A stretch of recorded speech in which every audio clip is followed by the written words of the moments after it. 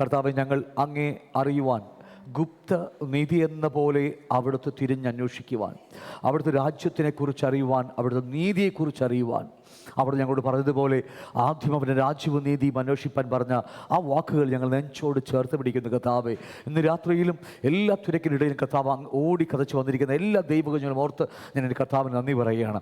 കർത്താവ്, ഈ മാറ്റമില്ലാത്ത ദൈവവചനം പഠിച്ച് അതിനെ നെഞ്ചോട് ചേർത്ത് പിടിച്ച് വിശ്വസിച്ച് ആ സ്വർഗീയ തീരത്തിലേക്ക് കർത്താവ് കടന്നു പോകുവാൻ തക്കവണ്ണം എല്ലാവരും ആശ്രയിക്കുവാൻ, എല്ലാവരും അങ്ങിൽ മാത്രം വിശ്വസിക്കുവാൻ, അങ്ങേ മാത്രം ആശ്രയിപ്പാൻ തക്കവണ്ണം കേട്ട വചനങ്ങളെല്ലാം കർത്താവെ അവർക്ക് ഉപകാരമായി വരണമേ എന്ന് അങ്ങോട്ട് പ്രാർത്ഥിക്കുകയാണ്. യേശുവിന്റെ നാമത്തിൽ അവിടുത്തെ കരങ്ങളിലേക്ക് ഏൽപ്പിക്കുന്നു. വഴിയാത്രയായിരിക്കും ഞങ്ങളുടെ സഹോദരി സഹോദരന്മാരെല്ലാവരെയും അവിടുത്തെ തൃക്കരങ്ങളിലേക്ക് ഏൽപ്പിക്കുന്നു. വേഗത്തിൽ കൂട്ടി വരുത്തി ഞങ്ങൾക്ക് ഒരുമിച്ച് അവിടുത്തെ വചനം ധ്യാനിക്കുവാൻ കർത്താവിൻ്റെ ആത്മാവ് ഞങ്ങളെ സഹായിക്കട്ടെ. കർത്താവ്, ഞങ്ങൾക്കൊന്നൊന്ന് മാത്രം ഈ ആയുസ്സിൽ ഞങ്ങൾക്ക് ഞങ്ങളുടെ കുറവുകളെ മനസ്സിലാക്കുവാൻ, അവിടുത്തെ കണ്ണാടി എന്ന വചനത്തിലേക്ക് നോക്കുവാനും, രണ്ട് അവിടുത്തെ യേശുവിനെ പോലെ ആയി മാറുവാൻ ഞങ്ങൾക്ക് അങ്ങയുടെ വചനം ഉപകാരമായി വരട്ടെ എന്ന് അങ്ങോട്ട് പ്രാർത്ഥിക്കുന്നു. കർത്താവെ, ഏൽപ്പിക്കുന്നു യേശുവിന്റെ നാമത്തിനെ. ആമേൻ, ആമേൻ. നാം പഠിച്ചുകൊണ്ടിരിക്കുന്ന വിഷയം ദൈവരാജ്യമാണ്. കഴിഞ്ഞ ആഴ്ച കണ്ടതൊന്ന് ഓടിച്ചു വിട്ടേക്കാം. യേശുക്രിസ്തു മാനവരാശിയോട് സംസാരിച്ച ഓർമ്മയുണ്ടോ നിങ്ങൾക്ക്? 2 മിനിറ്റ് മാത്രം. ആദ്യത്തെ പ്രസംഗം അല്ലേ? മനുഷ്യന് മറഞ്ഞുപോയ 4000 വർഷം മനുഷ്യൻ എന്താന്ന് പോലും അറിയാതെ മറഞ്ഞുപോയത്, മനുഷ്യന് ദൈവത്തിന് മനുഷ്യനെക്കുറിച്ചുള്ള സ്വപ്നം എന്താണെന്നറിയാതെ ലോകത്തിൽ ജീവിക്കുമ്പോൾ, ഉൽപ്പത്തിയിൽ ദൈവം മനുഷ്യനെ സൃഷ്ടിക്കുമ്പോൾ ആകെ 2 ജാതി എന്ന് പറയാൻ പറ്റില്ലെങ്കിലും ആണും പെണ്ണും മാത്രമേ ഉള്ളൂ. പക്ഷേ യേശു കർത്താവ് ഭൂമിയിലേക്ക് വരുമ്പോൾ, അല്ലെങ്കിൽ സ്വർഗസ്ഥനായവൻ സൃഷ്ടിച്ചവൻ വീണ്ടും ഭൂമിയിലേക്ക് വരുമ്പോൾ എത്രയോ നൂറുകണക്കിന് ആയിരക്കണക്കിന് മതങ്ങളായി മാറ്റപ്പെട്ടു പോയല്ലേ? ആകെ 2 ജാതി എന്ന് പറയാൻ പാടില്ലെങ്കിലും പോലും പറയുക, സ്ത്രീയും പുരുഷനും മാത്രമേ സൃഷ്ടിച്ച ആ ദൈവം 4000 വർഷം കഴിഞ്ഞ് ആ മക്കളെ കാണാൻ വേണ്ടി ഭൂമിയിലേക്ക് ഇറങ്ങി വന്നപ്പോൾ മനുഷ്യരെല്ലാം തല്ലുപിടിക്കുക, മതങ്ങളുടെ പേരും ദൈവത്തിൻ്റെ പേരും പറഞ്ഞ് അല്ലേ? ദൈവത്തെക്കാൾ വലിയ പൂജാരികളായി തീർന്നിരുന്ന കാലഘട്ടം, അങ്ങനെ പറയാൻ തെറ്റൊന്നുമില്ലല്ലോ. ദൈവത്തെക്കാൾ വലിയ പൂജാരികളായി മാറിയിരിക്കുന്ന കാലഘട്ടത്തിൽ കർത്താവ് വന്ന് ആദ്യം അവരോട് പറഞ്ഞ വാക്കാണ് ഈ വാക്കല്ലേ? അത്രയ്ക്ക് ആഴമുണ്ട് ഈ വാക്കുകൾ. നമുക്ക് ധ്യാനിക്കാൻ പോയാൽ അടുത്ത കാലത്ത് എന്നും തീരത്തില്ല. അത്രയ്ക്കും ഏറിയ ഒരുപാട് മർമ്മങ്ങൾ ഈ 4 കാര്യങ്ങൾ നാം പഠിച്ചതാ. കാലം തികഞ്ഞു, 2 ദൈവരാജ്യം സമീപിച്ചിരിക്കുന്നു, മാനസാന്തരപ്പെട്ട് സുവിശേഷത്തിൽ വിശ്വസിപ്പിൻ. നിങ്ങൾക്ക് എപ്പോഴെങ്കിലും സമയം കിട്ടിയാൽ നിങ്ങൾ ഈ വാക്ക് ആവർത്തിച്ച്, കാരണം ഇത് കർത്താവ് തിരുവാമൊഴിഞ്ഞ് മാനവരാശിയോട് ആദ്യമായി പ്രസംഗിച്ച വാക്യമാണ്. 4000 വർഷം മനുഷ്യരോട് പറയാൻ കൊതിച്ചിട്ട് പിതാവിൻ്റെ ഹൃദയത്തിൽ തിങ്ങി നിറഞ്ഞിരുന്നത് അല്ലേ? എൻ്റെ വാക്ക് ശരിയാണോ? പ്രവാചകന്മാരോടൊക്കെ സംസാരിച്ചു, എങ്കിൽ പോലും അത് അത്ര ക്ലിയറായിട്ട് മാനവരാശിക്ക് മനസ്സിലായില്ല, എല്ലാം തള്ളിക്കളഞ്ഞു അല്ലേ? എന്നാൽ സ്വർഗസ്ഥനായവൻ തന്നെ വീണ്ടും ഭൂമിയിലേക്ക് ഇറങ്ങി വരികയാണ്. ഇറങ്ങി വന്നിട്ട് മാനവരാശിയുടെ 4000 വർഷം തിങ്ങി ഹൃദയത്തിൽ നിറഞ്ഞ ആ സ്വപ്നം വിളിച്ചു പറയുകയാണ് ഇവിടെ. എത്രമാത്രം പ്രാധാന്യം ഉണ്ടാക്കി ഈ വാക്കുകൾക്ക്. സമയം കിട്ടുമ്പോൾ നിങ്ങളിതെല്ലാം ആഴമായി പഠിക്കുക, ധ്യാനിക്കുക. അപ്പോൾ കാലം തികഞ്ഞു, ദൈവരാജ്യം സമീപിച്ചിരിക്കുന്നു, മാനസാന്തരപ്പെട്ട് സുവിശേഷത്തിൽ വിശ്വസിപ്പിൻ. അപ്പോൾ യേശുക്രിസ്തു മരിക്കുന്നതിന് മുമ്പുള്ള സുവിശേഷമാണ് ഈ സുവിശേഷം അല്ലേ? അപ്പോൾ യേശു ക്രൂശിൽ മരിക്കുന്നതിന് മുമ്പേ സുവിശേഷം ഉണ്ടായിരുന്നു. ഏത് സുവിശേഷമാ? അത് തൊട്ടുമോളിൽ 14ാമത്തെ വാക്യം പറയുക, എന്നാൽ യോഹന്നാൻ തടവിലായ ശേഷം യേശു ഗലീലയിൽ ചെന്ന് ദൈവരാജ്യത്തിൻ്റെ സുവിശേഷം പ്രസംഗിച്ചു. അപ്പോൾ യേശുക്രിസ്തു മരിച്ച് അടക്കപ്പെട്ട് ഉയർത്തെഴുന്നേറ്റു, ഇതാകുന്നു എൻ്റെ സുവിശേഷമെന്ന് അവിടെ പൗലോസ് പഠിപ്പിക്കുമ്പോൾ, ശരിക്കും ഇംഗ്ലീഷ് ഭാഷയൊക്കെ അക്കോർഡിംഗ് ടു മൈ ഗോസ്പൽ എന്ന് അവിടെ ഇംഗ്ലീഷ് നല്ല മൂലഭാഷ കിടക്കുന്നത്. പക്ഷേ അവിടെ പറയുന്ന മലയാളത്തിൽ വായിക്കുമ്പോൾ എൻ്റെ സുവിശേഷം എന്ന് പറഞ്ഞ് തുടങ്ങുന്നത് ശരിയായ ട്രാൻസ്ലേഷൻ അല്ലത്. അപ്പോൾ ഞാൻ പ്രസംഗിക്കുന്ന യേശുക്രിസ്തുവിന് അപ്രകാരം അക്കോർഡിംഗ് ടു മൈ ഗോസ്പൽ എന്ന് പറഞ്ഞ് അവിടെ ആരംഭിക്കുന്നത് എന്നുമാകട്ടെ. അപ്പോൾ കർത്താവ് പറയുക ആ ദൈവരാജ്യത്തിൻ്റെ സുവിശേഷം. അപ്പോൾ യേശു ക്രൂശിൽ മരിച്ച് നമുക്ക് വേണ്ടി, നമ്മുടെ പാപത്തിനു വേണ്ടി വന്ന് മരിച്ച് അടക്കപ്പെട്ട് ഉയർത്തെഴുന്നേറ്റു. അത് മാത്രമല്ല സുവിശേഷം, യേശു കർത്താവ് 3.5 വർഷക്കാലം 4000 വർഷം മറച്ചു വെച്ച രഹസ്യം നമ്മോട് വെളിപ്പെടുത്തി തരികയാണ്. അല്ലെങ്കിൽ ഏദൻ തോട്ടത്തിൽ നിന്ന് മനുഷ്യൻ വിട്ടുപോകുമ്പോൾ എത്രമാത്രം ഗ്യാപ്പാണെന്നറിയാമോ? ഏകനായ ദൈവം മനുഷ്യനെ സൃഷ്ടിച്ചു. ആ മനുഷ്യന് ദൈവത്തിൽ നിന്നൊരു ആത്മാവിന്, അല്ലെങ്കിൽ മനുഷ്യന് ഹ്യൂമൻ സ്പിരിറ്റിനെ കൊടുത്തു. എന്നിട്ട് പോലും മനുഷ്യർക്ക് ദൈവത്തെ കണ്ടെത്തുവാൻ കഴിഞ്ഞില്ല. സത്യമായ കാര്യമാണ്. മരിച്ചുപോയ പോയത് കൊണ്ട്, ആത്മാവ് വേർപെട്ട് കൊണ്ടുപോയതാണെങ്കിൽ പോലും ദൈവത്തെ അന്വേഷിക്കാൻ കഴിഞ്ഞില്ല, നമുക്കറിയാം. അതുകൊണ്ടാണ് ഈ ദൈവരാജ്യത്തിൻ്റെ സുവിശേഷം വന്ന് യേശു കർത്താവ് പ്രസംഗിച്ചത്. അപ്പോൾ ഈ യേശുവിന് 6 മാസം മുമ്പേ വന്ന് പ്രസംഗിച്ച യോഹന്നാൻ സ്നാപകനും യേശു ശിഷ്യന്മാരെ വിളിച്ച് 12 പേരെയും 70 പേരെയും വിളിക്കുമ്പോൾ, അത് പഠിക്കും പിന്നീട്, എല്ലാവരും പ്രസംഗിച്ചത് ഒരേ ഒരു സുവിശേഷം മാത്രമാണ്, ഈ ദൈവരാജ്യം, അല്ലേ? അതിലേക്കുള്ള എൻട്രിയാണ് ഏത്? യേശുക്രിസ്തു എന്ന വഴി. ഞാനാകുന്ന വഴിയും സത്യവും. ആ യേശുവിലൂടെ കടന്നത് എന്തിനു വേണ്ടിയാ? രക്ഷിക്കപ്പെട്ടത് എന്തിനു വേണ്ടിയാ? വീണ്ടും ജനിച്ചത് എന്തിനു വേണ്ടിയാ? ഇത് പ്രാപിക്കാൻ വേണ്ടിയാ. ഇതാ സുവിശേഷം. ഞാൻ പറഞ്ഞ മനസ്സിലാവുന്നുണ്ടോ? നമ്മുടെ കഷ്ടന്മാരോ ദുഃഖന്മാരോ കീടുകെട്ട് ഇതൊന്നും അല്ലെന്ന ഇതായിട്ട് ഒരു ബന്ധവുമില്ല. അത് സുവിശേഷമേ അല്ല. എന്തിനാ യേശു ക്രൂശിൽ വന്ന് മരിച്ചത്? എന്താ കർത്താവ് നമ്മൾ പറഞ്ഞത്? കർത്താവ് നമ്മെ വിടുവിച്ചത് ആ വഴി തുറന്നു തരികയായിരുന്നു. യേശു ക്രിസ്തുവിലൂടെ നമ്മൾ ആ ദൈവരാജ്യത്തിലേക്ക് കടന്നു. ഇനി എന്ത് ചെയ്യണം? പിന്നീട് പഠിക്കും. ദൈവരാജ്യം കാണാൻ മാത്രമല്ല, അല്ലേ? 3:6 പറയുന്നില്ലേ? 5, 6, 7 വാക്യം യോഹന്നാൻ പഠിപ്പിക്കുന്നുണ്ട്. ദൈവരാജ്യം കാണാൻ മാത്രമല്ല, കടപ്പാൻ മാത്രമല്ല. പിന്നെ അവിടെ യോഹന്നാൻ നിർത്തിക്കളഞ്ഞു. പക്ഷേ ലേഖനങ്ങൾ മുഴുവനും അപ്പോസ്തോലിക ഉപദേശം പഠിക്കുമ്പോൾ നമുക്ക് കാണുന്ന മറ്റൊരു കാര്യമുണ്ട്. ദൈവരാജ്യം അവകാശമാക്കണം. അതുകൊണ്ട് ബലാത്കാരികൾ ദൈവരാജ്യം അവകാശമാക്കുന്നു. എല്ലാവർക്കുമുള്ളതല്ല, ജഡികർക്കുള്ളതല്ല, ലോകസ്നേഹികൾക്കുള്ളവരല്ല ഈ സാധനം.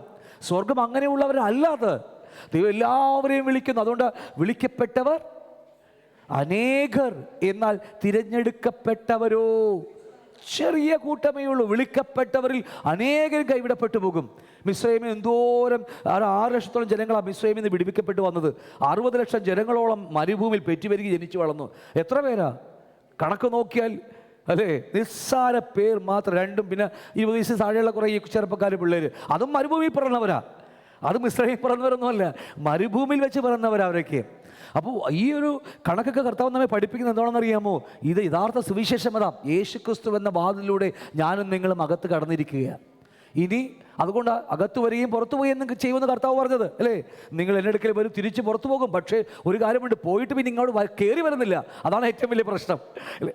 ആവശ്യമില്ല. നിങ്ങൾ സുവിശേഷം പറയുന്നുണ്ട്, നിങ്ങൾ അകത്ത് വരികയും ചിലരൊക്കെ പുറത്തു പോയിട്ട് പിന്നെ അകത്തെ കയറുന്നത് പോലുമില്ല. ഞാൻ ആ വെളിപ്പാട് പറയാൻ പോയാൽ പിന്നെ വേണ്ട, ഹൃദയം മുറി. ഞാൻ ചില കാര്യങ്ങൾ ഇപ്പോഴും മൗനമാണ്. പലതും ഞാൻ വിഴുകിക്കളയാ പലതും. പക്ഷേ ഹൃദയം നമ്മളേക്ക് എന്തില്ല വളരെ വിഴുകിക്കളയുക. ചില തത്വങ്ങൾ പറഞ്ഞ് നമ്മുടെ ഹൃദയമൊക്കെ മുറിയും. അത് എന്തുമാകട്ടെ, എന്നാൽ യോഹന്നാൻ തടവിലായ ശേഷം യേശു ഗലീലയിൽ ചെന്ന് ദൈവരാജ്യത്തിൻ്റെ സുവിശേഷം. ഇതാണ് മെയിൻ. കർത്താവ് 3.5 വർഷക്കാലം പ്രസംഗിച്ച ഈ വാക്യം അത്രമാത്രം പ്രാധാന്യമുണ്ട്. നമ്മൾ പിന്നീട് ആഴമായി പഠിക്കും അതിനെക്കുറിച്ച്. ഞാൻ വിട്ടുപോകുന്നു. നമ്മൾ കണ്ടതാണ് 4 കാര്യങ്ങൾ അതിലുള്ളത്. എന്തൊക്കെയാ? കാലം തികഞ്ഞു. മറ്റേ പള്ളിയിലെ അച്ഛനല്ലേ മെത്രാന്മാർ കാലം തികഞ്ഞ കാര്യമല്ല ഇത് പറയുന്നത്, അല്ലേ? ഒരു കാലം അല്ലേ, അങ്ങനത്തെ വാക്കില്ലേ? കാലം തികഞ്ഞു, എന്തോ വാക്കുണ്ട്, കാലം തികഞ്ഞു എന്നൊക്കെ പറഞ്ഞിട്ട്. ആ കാലമല്ല ഇത്. സന്യാസിമാർ എന്തോ വേറെ സന്യാസിമാർ മൃതിയടഞ്ഞു, വേറെ എന്തൊക്കെ പേര് പറയുമല്ലോ, അങ്ങനെ പറയും. ഓരോ ജാതികൾക്ക് ഓരോരോ പേരുകളാണ്. എന്തുമാകട്ടെ, പാവപ്പിടിച്ച കർത്താവ് ക്രൂശിൽ മരിച്ചുപോയി. അപ്പോൾ എന്തുമാകട്ടെ, ആ കാലം തികഞ്ഞു, ദൈവരാജ്യം സമീപിച്ചിരിക്കുന്നു. മാനസാന്തരപ്പെട്ട് സുവിശേഷത്തിൽ വിശ്വസിപ്പിച്ച് ഇത്രമേറെ പ്രാധാന്യമുണ്ട്. നമുക്ക് ഈ വാക്കുകൾ നിങ്ങൾ വീട്ടിൽ പോയി പഠിക്കുക, ആഴമായി പഠിക്കുക. നിങ്ങളുടെ ഹൗസ് ചർച്ചിലൊക്കെ ഈ വെളിപ്പാടുകൾ പങ്കുവെക്കുക. അപ്പോൾ നിൽക്കട്ടെ. അപ്പോൾ ഞാൻ പറഞ്ഞു, നമ്മൾ കഴിഞ്ഞ കണ്ടത് ദ ടൈം ഇസ്, കാലം കഴിഞ്ഞു. ദ ടൈം ഇസ് ഫുൾഫിൽഡ്, കാലം കഴിഞ്ഞു. എന്തിനെയാണ് നമ്മൾ ആഴമായി പഠിച്ചു? ആഴമായിട്ടൊന്നും അല്ലെങ്കിൽ പോലും ചെറുതായിട്ടും നമ്മൾ തൊട്ടുവിട്ടതാണ് നമ്മളല്ലേ. വേറെ ഒന്നുമല്ല, ഉൽപ്പത്തി പുസ്തകത്തിൽ മാനവരാശി ദൈവത്തെ വിട്ടു പോകുമ്പോൾ, പാപം ചെയ്ത് വിട്ടുപോകുമ്പോൾ അവർക്ക് ഒരു ശിക്ഷാവിധി ഉണ്ടായിരുന്നു, അല്ലേ? പാപം ചെയ്യുന്ന ഏത് മനുഷ്യനും എന്തുണ്ട്?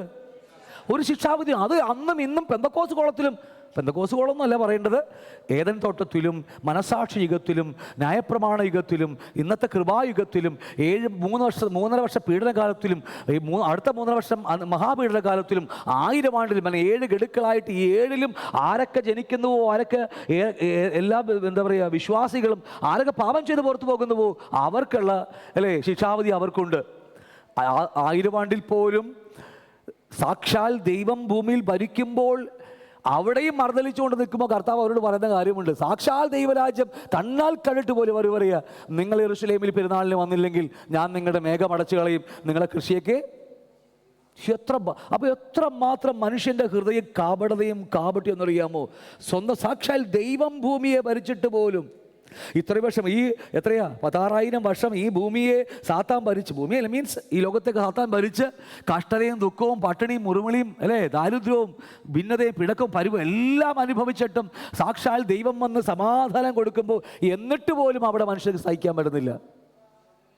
ഞാൻ പറയുന്നത് അപ്പോൾ നമുക്ക് വിഷയപ്പെട്ട ഒരു വിഷയം 1000 ആണ്ട് വാഴ്ച, നല്ല രസമായ ക്ലാസ്. നമ്മൾ 1000 ആണ്ട് വാഴ്ചയിലൊക്കെ നമുക്ക് നമ്മുടെ വാക്കത്തിയും വടിവാളൊക്കെ വെട്ടി അല്ലേ, പണ്ട് ഇന്നത്തെ വെട്ടി അത് കൃഷി ആയുധങ്ങളാക്കി ദൈവം ഭരിക്കുന്ന ലോകം വരാൻ പോവുകയാണ്. എന്തുമാകട്ടെ, അങ്ങനെ ഏദൻ തോട്ടത്തിൽ ദൈവത്തോടൊപ്പം സൃഷ്ടിക്കപ്പെട്ട മനുഷ്യൻ പാപം ചെയ്ത് വിട്ടുപോകുമ്പോൾ അവന് ഒരു ശിക്ഷയുടെ കാലമുണ്ട്. പാപം ചെയ്ത ആരെയും വെറുതെ വിടില്ല, മറന്നു പോകരുതെന്ന്.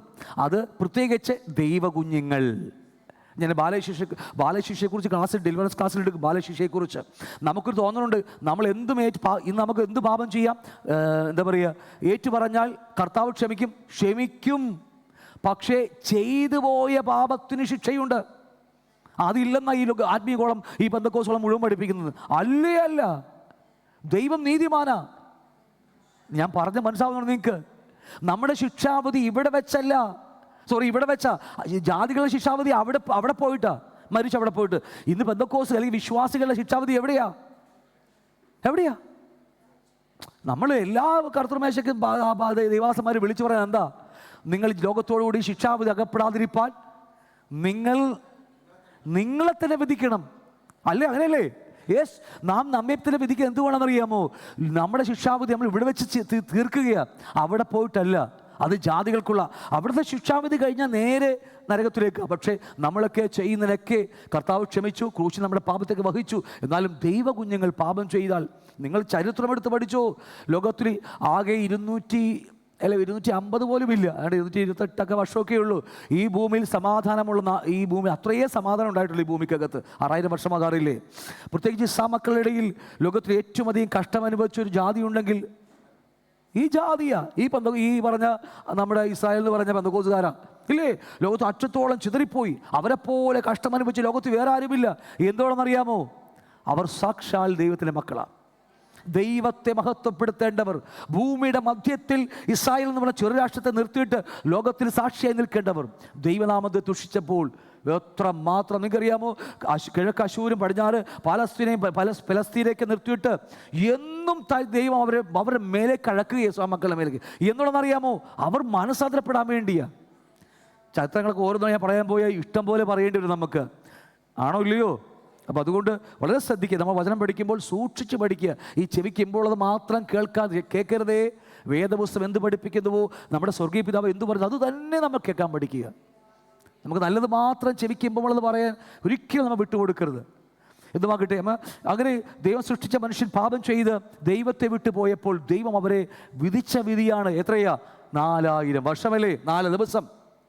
ഇതിൻ്റെ ചരിത്രം പഠിക്കണമെങ്കിൽ ഒരുപാട് ഇനിയും പുറകോട്ട് പോകേണ്ടി വരുന്ന. ഞാനിപ്പോൾ തൊട്ട് പോകുന്നേ ഉള്ളൂ. 7 ഉത്സവത്തെക്കുറിച്ച് പഠിക്കുമ്പോൾ പെസഹ പെരുന്നാൾ എന്ന് പറയുന്ന പെരുന്നാളിൽ തിങ്കളാഴ്ച അല്ലെങ്കിൽ ആബിമാസം 14, ഓർമ്മ ശരിയാണെങ്കിൽ ആബിമാസം കറക്റ്റാ 14-ാം തീയതി എടുക്കും അല്ലേ, 10-ാം തീയതി എടുക്കും, 14-ാം തീയതി പെസഹ അറുക്കും.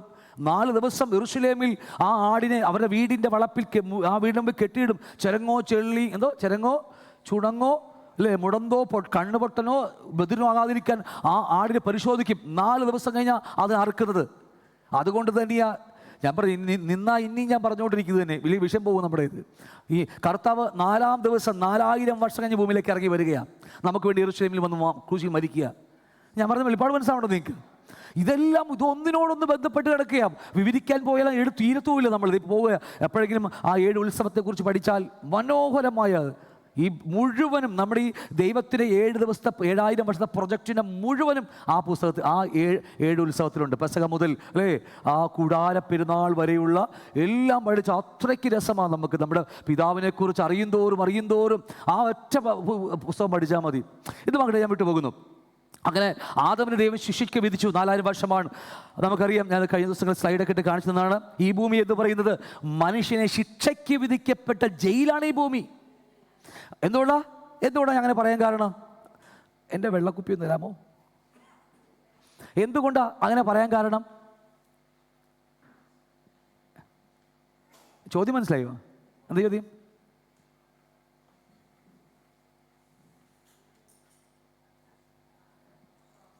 ചിന്തിക്കുക. അപ്പോൾ ഞാൻ പറയണില്ല, പിന്നീട് പറഞ്ഞോളാം.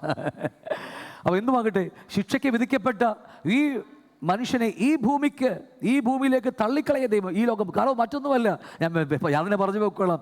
മനുഷ്യന് ജീവിക്കാൻ ഒരേ ഒരു സ്ഥലമേ ഉള്ളൂ തീരുമാനിച്ചിട്ടത്. ഏതാത്? ഏദൻ തോട്ടമേ ഉള്ളൂ. ഈ കാണുന്ന നമുക്ക് നമ്മുടെ സ്പേസ് സ്ഥലമല്ല ഇത്. ഈ ഭൂമിയെ ഏദൻ തോട്ടം വർദ്ധിച്ചു വരേണ്ട സ്ഥലമാണ്. പക്ഷേ നമ്മളിന്ന് ഭൂമിയിലേക്ക്, ജയിലിലേക്ക് തള്ളപ്പെട്ടവരാ. ഇവിടെയാണ് നമ്മൾ മത്സരിക്കുകയും അല്ലേ വടന്നു കൂട്ടുന്നതും എല്ലാം ചെയ്ത് ഈ ഭൂമിക്കകത്താ. ഇത് ജയിലാണെന്ന് നമ്മൾ തിരിച്ചറിയാം. അവിടെ വന്നു കർത്താവ് നമുക്ക് വേണ്ടി വന്ന് മരിച്ചു. നമ്മളെ ആ ശിക്ഷയിൽ നിന്ന് കർത്താവ് വിടുവിച്ചതാണ്. കാലം തികഞ്ഞു. ഏതിൻ്റെ കാലമാ? ഞാൻ പറഞ്ഞു വിടുകയും സമയം പോകുന്നു. എന്താ? മാനവരാശിയുടെ മേൽ ആദ്യ മനുഷ്യനായ ദൈവത്തെ മുഖാമുഖം കണ്ടവൻ. ദൈവത്തിന് ഇതുപോലത്തെ ലോകമുണ്ടായിട്ട് ഇതുവരെ ഒരു മനുഷ്യൻ ഞാൻ കണ്ടിട്ടില്ല. ഞാൻ ഒരുപാട് നോക്കി, വേദപുസ്തകം തിരിച്ചും മറിച്ചും 1000 പ്രാവശ്യം തിരിച്ചും മറിച്ച് നോക്കിയിട്ടും ഇതുപോലത്തെ ഒരു മനുഷ്യൻ ഞാൻ കണ്ടെത്തിയിട്ടില്ല. യേശുവിനെ മാറ്റി വെച്ചേക്കുക. അതല്ല ഞാൻ പറഞ്ഞത്. മനുഷ്യനായിട്ട് ഞാൻ ഒരു വ്യക്തികളെ മുഖാമുഖം കണ്ടവൻ, ദൈവത്തിൻ്റെ മനസ്സ് മുഴുവനുമായി പഠിച്ചവൻ. പൗലോസ് പോലും അത്രയില്ല തോന്നുന്നു അല്ലേ? ദൈവത്തിൻ്റെ കൂടെ അക്ഷരികമായി നടന്നവൻ, ദൈവത്തിൻ്റെ മുഴുവൻ എന്താ പറയുക പ്രൊജക്റ്റും അങ്ങ് എന്താ പറയുക മുഴുവൻ ഒപ്പിയെടുത്തവൻ. വേറൊരു മനുഷ്യനുമില്ല. ആയിരക്കണക്കിന് ലക്ഷക്കണക്കിന് സ്പീഷീസൊക്കെ, മൃഗവും മൃഗജാതികളും ഇഴജന്തുക്കളും പറവകളൊക്കെ മുമ്പിൽ കൂടി പോകുമ്പോൾ നിനക്ക് ഇന്ന പേരിരിക്കട്ടെ എന്ന് പറഞ്ഞ് പേര് വിളിച്ചവൻ. അത്രയും ഓർമ്മയും ബുദ്ധിയും അത്രയ്ക്ക് ഇതുപോലത്തെ ലോകത്തിൽ മനുഷ്യൻ വേറെ ഉണ്ടാകത്തില്ല. എന്നാൽ യോബ് എന്താ പറയുന്നത്? 31 യോബ് 31 അധ്യായം പറയുക, ഞാൻ ആദമിനെ പോലെ ഭോഷനെന്ന് അവിടെ യോബ് എഴുതി വെച്ചിരിക്കുന്നത്. അവിടെ യോബ് എഴുതി വെച്ചിരിക്കുക 31 അധ്യായത്തിൽ, ഞാൻ ആദമിനെ പോലെ ഭോഷനല്ല എന്ന് എഴുതി വെച്ചിരിക്കുന്നത്. 31 അധ്യായത്തിൽ 36 വാക്യമായിരിക്കും, 30 വാക്യമായിരിക്കും. എന്തുമാകട്ടെ, അപ്പോൾ ദൈവ മാനവരാശി ശിക്ഷയ്ക്ക് വിധിക്കപ്പെട്ട് ആ 4 ദിവസം കഴിഞ്ഞ് കർത്താവ് ഇറങ്ങി വന്ന് നമ്മുടെ ശിക്ഷയെ സ്വയം വഹിച്ചു കഴിഞ്ഞിട്ട് കർത്താവ് നമ്മോട് പറയുന്ന കാര്യമാ, ഇനി എന്താ നിങ്ങളുടെ കാലം കഴിഞ്ഞ്. എന്താ കാലം കഴിഞ്ഞത്? നമ്മുടെ ശിക്ഷയുടെ കാലം കഴിഞ്ഞ് നമ്മൾ ഫ്രീ ആയി. ഇനി എന്ത് ചെയ്യണം നമ്മൾ? ഞാൻ ഒറ്റവാക്കി പറഞ്ഞേക്കാം. കാലം തികഞ്ഞ് ദൈവരാജ്യം സമീപിച്ചിരിക്കുമ്പോൾ പിന്നെന്താ? മാനസാന്തരപ്പെട്ട് എന്താ ഇനി നമ്മൾ എന്താ ചെയ്യേണ്ടത്? ഓക്കെ, ശരിയാ. സുവിശേഷത്തെ വിശ്വസിക്കുക, കറക്റ്റ് വാക്യമാ. നിങ്ങൾ പറഞ്ഞല്ലേ കറക്റ്റാ. എന്താ സത്യം? എന്താ? എനിക്ക് ആ കറക്റ്റ് വാക്ക് ഞാൻ കേട്ടില്ല. അതാണ് കറക്റ്റ് 4 കാര്യമാ. കാലം തികഞ്ഞ് ദൈവരാജ്യം സമീപിച്ചിരിക്കുന്ന, മാനസാന്തരപ്പെട്ട് സുവിശേഷത്തിൽ വിശ്വസിക്കുക. കറക്റ്റാ. പക്ഷേ അതല്ലല്ലോ നമ്മൾ പഠിച്ചുകൊണ്ടിരിക്കുന്ന വിഷയം. എന്താ? ജയിലിൽ നിന്ന് ശിക്ഷ കഴിഞ്ഞവൻ എങ്ങോട്ട് പോകണം? പിതാവ്, നമ്മുടെ സ്വന്തം വീട്ടിലേക്ക്. അത് ഞാൻ ഇപ്പോൾ കാര്യം പറഞ്ഞില്ലേ, നമ്മളെങ്ങോട്ടാ പോകേണ്ടത്? ഇനി ജയിലിലല്ല കിടക്കേണ്ടത്. ഇവിടുത്തെ മോഹങ്ങളും ഇവിടുത്തെ ഉണ്ടേയും എന്തുകൊണ്ട് ഗോതമ്പുണ്ടേയും അല്ലേ, ഇവിടുത്തെ ഗോതമ്പുണ്ട കഴിച്ച് കിടക്കുകയില്ല. നമ്മൾ ചിന്ത മാറണം, നമ്മുടെ മനസ്സ് മാറണം. ഒരുപക്ഷെ കാലുകൊണ്ട് നമുക്ക് പോകാൻ പറ്റത്തില്ല, നമുക്കറിയാം. നമ്മളിപ്പോഴും ജഡത്തിൽ ജീവിക്കുന്നവരാ, നമുക്ക് സ്വർഗത്തിലേക്ക് കാലുകൊണ്ട് പോകാൻ പറ്റത്തില്ല. പക്ഷേ ഹൃദയം പോകുമല്ലോ. ഹൃദയം പോകില്ല നമ്മളിലേക്ക്. ഓരോ സെക്കൻഡ് അപ്പനെ കുറിച്ച് അറിയുമ്പോൾ, അയ്യോ എൻ്റെ ശിക്ഷ കഴിഞ്ഞു, ഞാൻ അപ്പൻ്റെ അടുക്കലേക്ക് മടങ്ങിപ്പോകുകയാണ്. എൻ്റെ പൂർവ്വപിതാവായ ആദം അപ്പനോടുകൂടി ജീവിച്ചതാ, അദ്ദേഹത്തിൻ്റെ അനുസരണക്കേട് നിമിത്തം ഞങ്ങൾക്ക് വന്നു പോയതാ, ഞാൻ അദ്ദേഹം മടങ്ങിപ്പോകുന്നു. അതാ ഈ ബൈബിൾ പഠിക്കുന്നത് നമ്മൾ. അതായത് ചെവിക്കുമ്പോഴുള്ള വാക്കല്ല പഠിക്കുന്നത്. എൻ്റെ അപ്പ പൂർവ്വപിതാവ് ചെയ്തു പോയ തെറ്റിൻ്റെ മുഴുവൻ ഇതിനകത്ത് കിടക്കുകയത്, ഈ സാധനത്തിനകത്ത് അല്ലേ. എങ്ങനെ പിള്ളേരെങ്ങനെ കാണിക്കുന്നത്? ഇത് ഇങ്ങനെ നമ്മളങ്ങനെ കാണിച്ച് ഇതിനകത്ത് കിടക്കുക സാധനം മുഴുവനും. ഇനി അതാണ് ഈ ദുഷ്ടലോകത്തിൽ നമ്മെ വിടുവിക്കേണ്ടത്. യാക്കോബ് ഗലാത്യർ 1:5 അല്ലേ, നമ്മെ അതിനുവേണ്ടി കർത്താവ് നമ്മെ വിടുവിച്ച് ഇപ്പോൾ ആക്കി വെച്ചിരിക്കുന്നത്, നമ്മെ ആ ഏദൻ തോട്ടത്തിലേക്ക് മടക്കി കൊണ്ടുപോകാൻ. ഓരോ ദിവസം വചനം പഠിച്ച് മടങ്ങി പോവുക നമ്മളൊക്കെ. എൻ്റെ മകളുടെ മനസ്സിലായി കാണുമെന്ന് ഞാൻ വിചാരിക്കുന്നു. ഞാൻ വിട്ടുപോകുന്നു. അപ്പോൾ അങ്ങനെ ദൈവരാജ്യം പാപം ചെയ്ത് ദൈവരാജ്യം മറഞ്ഞുപോയി. പിന്നെ മനുഷ്യർക്ക് എന്താണെന്നറിയില്ല. മനുഷ്യർ വെറും ഈ ലോകമെന്ന് പറയുന്ന പന്നിക്കൂട്. കഴിഞ്ഞ ദിവസം പഠിച്ചത് നമ്മൾ അല്ലേ. അവസാനം വന്ന് പെട്ടത് എവിടെയാ? മുടിയായ പുത്രൻ പന്നിക്കൂട്ടിൽ. നമ്മൾ ഇനിയും അതിൻ്റെ ക്ലാസ് വാക്കി കിടക്കുക, കാണാതെ പോയിരുന്നു. ആ വാക്ക് ഇനിയും പഠിച്ചിട്ടില്ല. അത് ഞാൻ നിർത്തി, ഇനി ഞാൻ തൽക്കാലം നിർത്തി. ആ വാക്ക് എത്ര ഭയാനക വാക്കാണെന്നറിയാമോ? എൻ്റെ മകൻ മരിച്ചവനായിരുന്നു, കാണാതെ പോയിരുന്നു. മരിച്ചിടത്തെല്ലാം ഈ കാണാതെ പോയി മടങ്ങി വരണം. ഹൃദയം നമ്മുടെ ഇന്നും കൈവിട്ടിരിക്കുക സഹോദരങ്ങളെ. ഞാൻ ഉള്ള കാര്യം പറയാട്ടോ. നമ്മുടെ ആത്മാവ് ജീവൻ പ്രാപിച്ചു, ശരിയാ, മരിച്ചെന്ന് ജീവൻ പ്രാപിച്ചു. പക്ഷേ നമ്മുടെ ഹൃദയം ഇന്നും നമ്മുടെ കയ്യിലല്ല, നമ്മുടെ മനസ്സ് ഇന്നും നമ്മുടെ കയ്യിലല്ല. ഉള്ള കാര്യം ഞാൻ പറയാം. ദേഷ്യമൊന്നും ഒരു കാര്യമൊന്നുമില്ല. വീണ്ടും ജനിക്കപ്പെട്ടവൻ്റെ ആത്മാവിന് ജീവൻ കിട്ടി, ശരിയാ, സ്തോത്രം. പക്ഷേ എൻ്റെയും നിങ്ങളുടെയും ഹൃദയം, മനസ്സ് നമ്മുടെ കയ്യിലേ അല്ല. പൈശാചിക ലോകമാണ് കൊണ്ടിരിക്കുക. പണ്ട് പഠിച്ചവർക്കൊക്കെ അറിയാം, ക്ലാസ്സിൽ വന്നവർക്കൊക്കെ എല്ലാവർക്കും അറിയാം അല്ലേ? പൈശാചികം കയറിക്കിടക്കുക, അതുകൊണ്ടാണ് കാണാതെ പോയിരുന്നു. ഇനി അത് തിരിച്ചു മടങ്ങി വരണം ആ ലോകത്തിലേക്ക്. എത്ര എത്ര എത്ര സീരിയസ് പ്രശ്നങ്ങളാണ്, പക്ഷേ നമുക്ക് കഴിയുന്നില്ല. എന്തുമാകട്ടെ, മുന്നോട്ട് കടന്നു പോകാം. ഇത്രയും പറഞ്ഞ് മനസ്സിലാവുന്നുണ്ടോ? മനുഷ്യ ലോകത്തിൽ പിന്നെ ഈ ലോകം മാത്രമേ ഉള്ളൂ കണ്ണിൽ. നമുക്ക് ഇവിടെ വലിയവനാകണം, ഇവിടെ വലിയവനാകണം അല്ലേ? കാരണം നമ്മൾ ഈ ജയിലിൽ കിടക്കുക, ചിന്ത മാറുന്നില്ല നമ്മുടേത്. പെന്തക്കോസ് കുളത്തിൻ്റെ പോലും ചിന്ത മാറുന്നില്ല. രക്ഷിക്കപ്പെട്ടവരെ, കാരണം നമ്മൾ ഈ ശിക്ഷ കഴിഞ്ഞ് മടങ്ങിപ്പോകുവാൻ പറഞ്ഞിട്ട് പോലും സൂപ്രണ്ട് വന്ന് പറയുക, ഡിനിലെ നീ നീ 15 വർഷം കാലാവധി കഴിഞ്ഞ് നീ വീട്ടിൽ പോകുന്ന പറഞ്ഞിട്ട് എനിക്ക് കോതമ്പുണ്ട മതി. ഇവിടുത്തെ വല്യമ്മയുടെ അല്ല മറ്റേ എന്താ പറയുക, ആ മറ്റേ ഗുണ്ടയുടെ ആ പുള്ളി ഗോതമ്പൊക്കെ കഴിക്കുമ്പോൾ ഇങ്ങനെയൊക്കെ ചപ്പാത്തി കഴിക്കുമ്പോൾ ഇങ്ങനെയൊക്കെ ഇടുമ്പോൾ നല്ല ടേസ്റ്റാണ്, നല്ലത്, എനിക്കതും കഴിച്ചിരുന്നാൽ മതി. നമ്മുടെ ഹൃദയം മടങ്ങുന്നില്ലെന്നേ, ഇന്നും ജയിലിൽ നിന്ന് പോകുന്നില്ല നമുക്ക്. അതുകൊണ്ടാണ് നമ്മൾ ഇതായിട്ടിരിക്കുന്നത്. ഹൃദയം ഒന്ന് പറിച്ചു നോക്കി, ഒന്ന് പൊങ്ങട്ട് ഇവിടെ നിൽക്കുക നമ്മുടെ ഹൃദയം ആ അപ്പൻ്റെ വീട്ടിലേക്ക്. ഇന്ന് രാത്രി കർത്താവ് വിളിച്ചാൽ നമുക്ക് പോകാൻ പറ്റുമോ? നമ്മുടെ ഹൃദയം മുഴുവനും ആ ആഗ്രഹമാണെങ്കിൽ നമ്മൾ ആ പറുദീസയുടെ വാതുക്കൽ ഒട്ടനാടി വിതിൻ 3 സെക്കൻഡ്, നമ്മൾ മരണത്തെക്കുറിച്ച് പിന്നീട് പഠിക്കും, വിതിൻ സെക്കൻഡ് 3 മിനിറ്റ് പോലും വേണ്ട, നമ്മൾ ആ പിതാവിൻ്റെ ഭവനത്തിൽ എത്തിച്ചേരുകയാണ്. ഞാൻ പൂർണ്ണമായി അല്ലെങ്കിൽ പറയുന്നത് വ്യത്യസ്തമായ ഓരോ സ്വർഗ്ഗങ്ങൾ ഇഷ്ടം പോലെയുണ്ട്. ഞാൻ അതിനെക്കുറിച്ച് പിന്നീട് പഠിക്കാൻ മനസ്സിലായിക്കോളൂ. എന്നാൽ ഒറ്റവാക്കി പറഞ്ഞു വിട്ടതാ നമ്മുടെ ആഗ്രഹമാണ്. ഇന്ന് രാത്രി എൻ്റെ പ്രാണനെ വിളിച്ചാൽ ഉറപ്പുണ്ട് നമുക്ക് എത്തുമെന്ന്. ഇപ്പം ഞങ്ങൾ നമ്മുടെ ഒരു ചേട്ടൻ മരിച്ചു പോയിട്ട് അവിടെ പോയത് കല്ലറയുടെ വാതിക്കൽ എഴുതി വെച്ചിട്ടുണ്ട്, കല്ലറമേലി അല്ലേ, എന്താ കല്ലറമേലി ഇങ്ങനെ എഴുതി വെച്ചിട്ടുണ്ട്. അതുകൊണ്ട് ഒരു കാര്യമുണ്ടോ? ആ വചനം വിശ്വാസത്തിൽ ഏറ്റുപറഞ്ഞ് മരിച്ചെങ്കിൽ ആ പറുദീസ കാണാമായിരുന്നു. അല്ലാതെ എഴുതിയിട്ട് കാര്യമൊന്നുമില്ല. എന്തുമാകട്ടെ, ഈ ആയുസ് ഇതാണ് നമ്മുടെ ഏറ്റവും നല്ല സമയമാണ് നമുക്ക് കിട്ടിയ ഈ സമയം. ഏത് സമയമാണ്? അവനെ അന്വേഷിക്കാനുള്ള സമയം. അന്വേഷിക്കാവുന്ന സമയത്ത് കണ്ടെത്തുക നമ്മൾ. മനസ്സിലാവുന്നു? ഇന്നാണ് ഏറ്റവും ബെസ്റ്റ് സമയം നമ്മുടേത്. നല്ല ആരോഗ്യമുണ്ട്, ഇപ്പം അത്യാവശ്യം ആരോഗ്യമുണ്ട് അല്ലേ? നാളെ ഇതങ്ങാണ്ട് ക്ഷയിച്ചാലോ? നമുക്കറിയാം, കണ്ണൊക്കെ കുറഞ്ഞ് ഇങ്ങനെ വിളിച്ച് നോക്കണം നമ്മളൊക്കെ. ഇപ്പോൾ കുറച്ചു കഴിഞ്ഞ് അങ്ങനെ പിന്നെ നമുക്ക് വരാനും നേരം ഉണ്ടാകത്തില്ല, പറ്റത്തില്ല. മനസ്സുണ്ടെങ്കിലും നമ്മുടെ ശരീരം സമ്മതിക്കത്തില്ല. ഇതാണ് ബെസ്റ്റ് സമയം. കണ്ടെത്താനുള്ള സമയത്ത് നമ്മൾ മാക്സിമം നമ്മുടെ അകത്തേക്ക് വചനം സത്യമായി കയറ്റിക്കൊണ്ടിരിക്കുക. അപ്പോൾ ഇന്ന് ലോകത്തിൽ മുഴുവനും ഈ പറഞ്ഞ ഹൃദയം നിറച്ച് മോഹങ്ങളും ആഗ്രഹങ്ങളും. അതുകൊണ്ട് കഴിച്ച് ഞാൻ പറഞ്ഞത് നമ്മൾ വിട്ടത് റോമർ 16-18 അങ്ങനെയുള്ളവർ നമ്മുടെ കർത്താവായ ക്രിസ്തുവിനെ അല്ല തങ്ങളുടെ വയറ്റിനത്രേ സേവിക്കും ചക്കരവാക്ക് മുഖസ്തുതിയും പറഞ്ഞ് സാധുക്കളുടെ ഹൃദയത്തെ വഞ്ചിച്ചു കളയുന്നു അല്ലേ? ഇന്ന് മനുഷ്യനൊക്കെ ആത്മീയഗോളത്തിലേക്ക് ചതിക്കുകയാണ്. ഈ നല്ല വാക്കുകൾ മുഖസ്തുതിയൊക്കെ പറഞ്ഞ് ദൈവം നിന്നെ സഹായിക്കും, ദൈവം നിനക്കൊരു ഉദ്ധാരണം വെച്ചതൊക്കെ പറഞ്ഞ്, ഉദ്ധാരണമല്ല നമുക്ക് ആവശ്യം. നമ്മൾ എവിടെയാണ് വീണത് അവിടെ നമ്മളെ പിടിച്ചു കയറ്റുക എന്നുള്ളതാണ്. എവിടെയാണ് ഞാൻ തെറ്റിക്കിടക്കുന്നത് ആ പാപത്തെ വിട്ട് മാറുവാൻ സഹായിക്കുക എന്നുള്ളതാണ് ഒരു നല്ലൊരു ഭക്തൻ്റെ കാര്യമെന്ന്. നമ്മളൊക്കെ പാപത്തിലുരുവായ മക്കളാണ്. ദാവീദ് പറഞ്ഞ പോലെ പാപത്തിലുരുവായതാണ് നമ്മളൊക്കെ. അമ്മയുടെ ഉദരത്തിൽ വെച്ച് തന്നെ. ഒരു അത്ര വലിയ വിശുദ്ധന്മാരൊന്നുമില്ലല്ലോ. അങ്ങനെയാണ് ഞാൻ ഇതിൻ്റെ ഫ്രണ്ടിൽ ചില്ലുകൂട് പണത് എക്കത്തിന് എന്താ വിശുദ്ധ വിജി അല്ലെ, വിശുദ്ധ ബാബു ചേട്ടൻ എന്നൊക്കെ പറഞ്ഞ്, ചേട്ടനല്ലേ ബാബു എന്നൊക്കെ പറഞ്ഞിടും. അങ്ങനെ മൊത്തിയിട്ടൊക്കെ പോവാം നമുക്ക് അവിടെ വന്നിട്ട് രാവിലെ. അല്ല, നമ്മുടെ രാവിലെ വന്നിട്ട് മൊത്തി കത്തിച്ചിട്ടൊക്കെ പോവാം. അത് വേണം, അത് മസ്റ്റായിട്ട് ഒരു പെട്ടി ഞാൻ വെക്കും. എനിക്കെന്തെങ്കിലും കിട്ടണ്ടേ, ഞാനൊരു പെട്ടി വെക്കും. അതാണല്ലോ ഇപ്പം നമുക്ക് എല്ലാവർക്കും ആവശ്യം. ഇതാണ് നമുക്ക് എല്ലാവർക്കും എന്ത് വിട്ടുപോകുന്നത്. അപ്പം അതുകൊണ്ട് ചക്കരവാക്ക് മുഖസ്തുതിയും പറയുന്നതല്ല, നമുക്ക് നിത്യത്തിലേക്ക് നമ്മുടെ ഹൃദയത്തെ തിരിക്കുക എന്നുള്ളതാണ് വേണ്ടത്. ഞാൻ നിങ്ങളുടെ ഹൃദയത്തെ തിരിക്കുകയാണ്. യഥാർത്ഥ അപ്പൻ്റെ ഭവനത്തെ ഈ ജയിലിൽ നിന്ന് നമ്മുടെ ഹൃദയത്തെ തിരിച്ചു മാറ്റുകയാണ് സത്യവചനം കൊണ്ട്.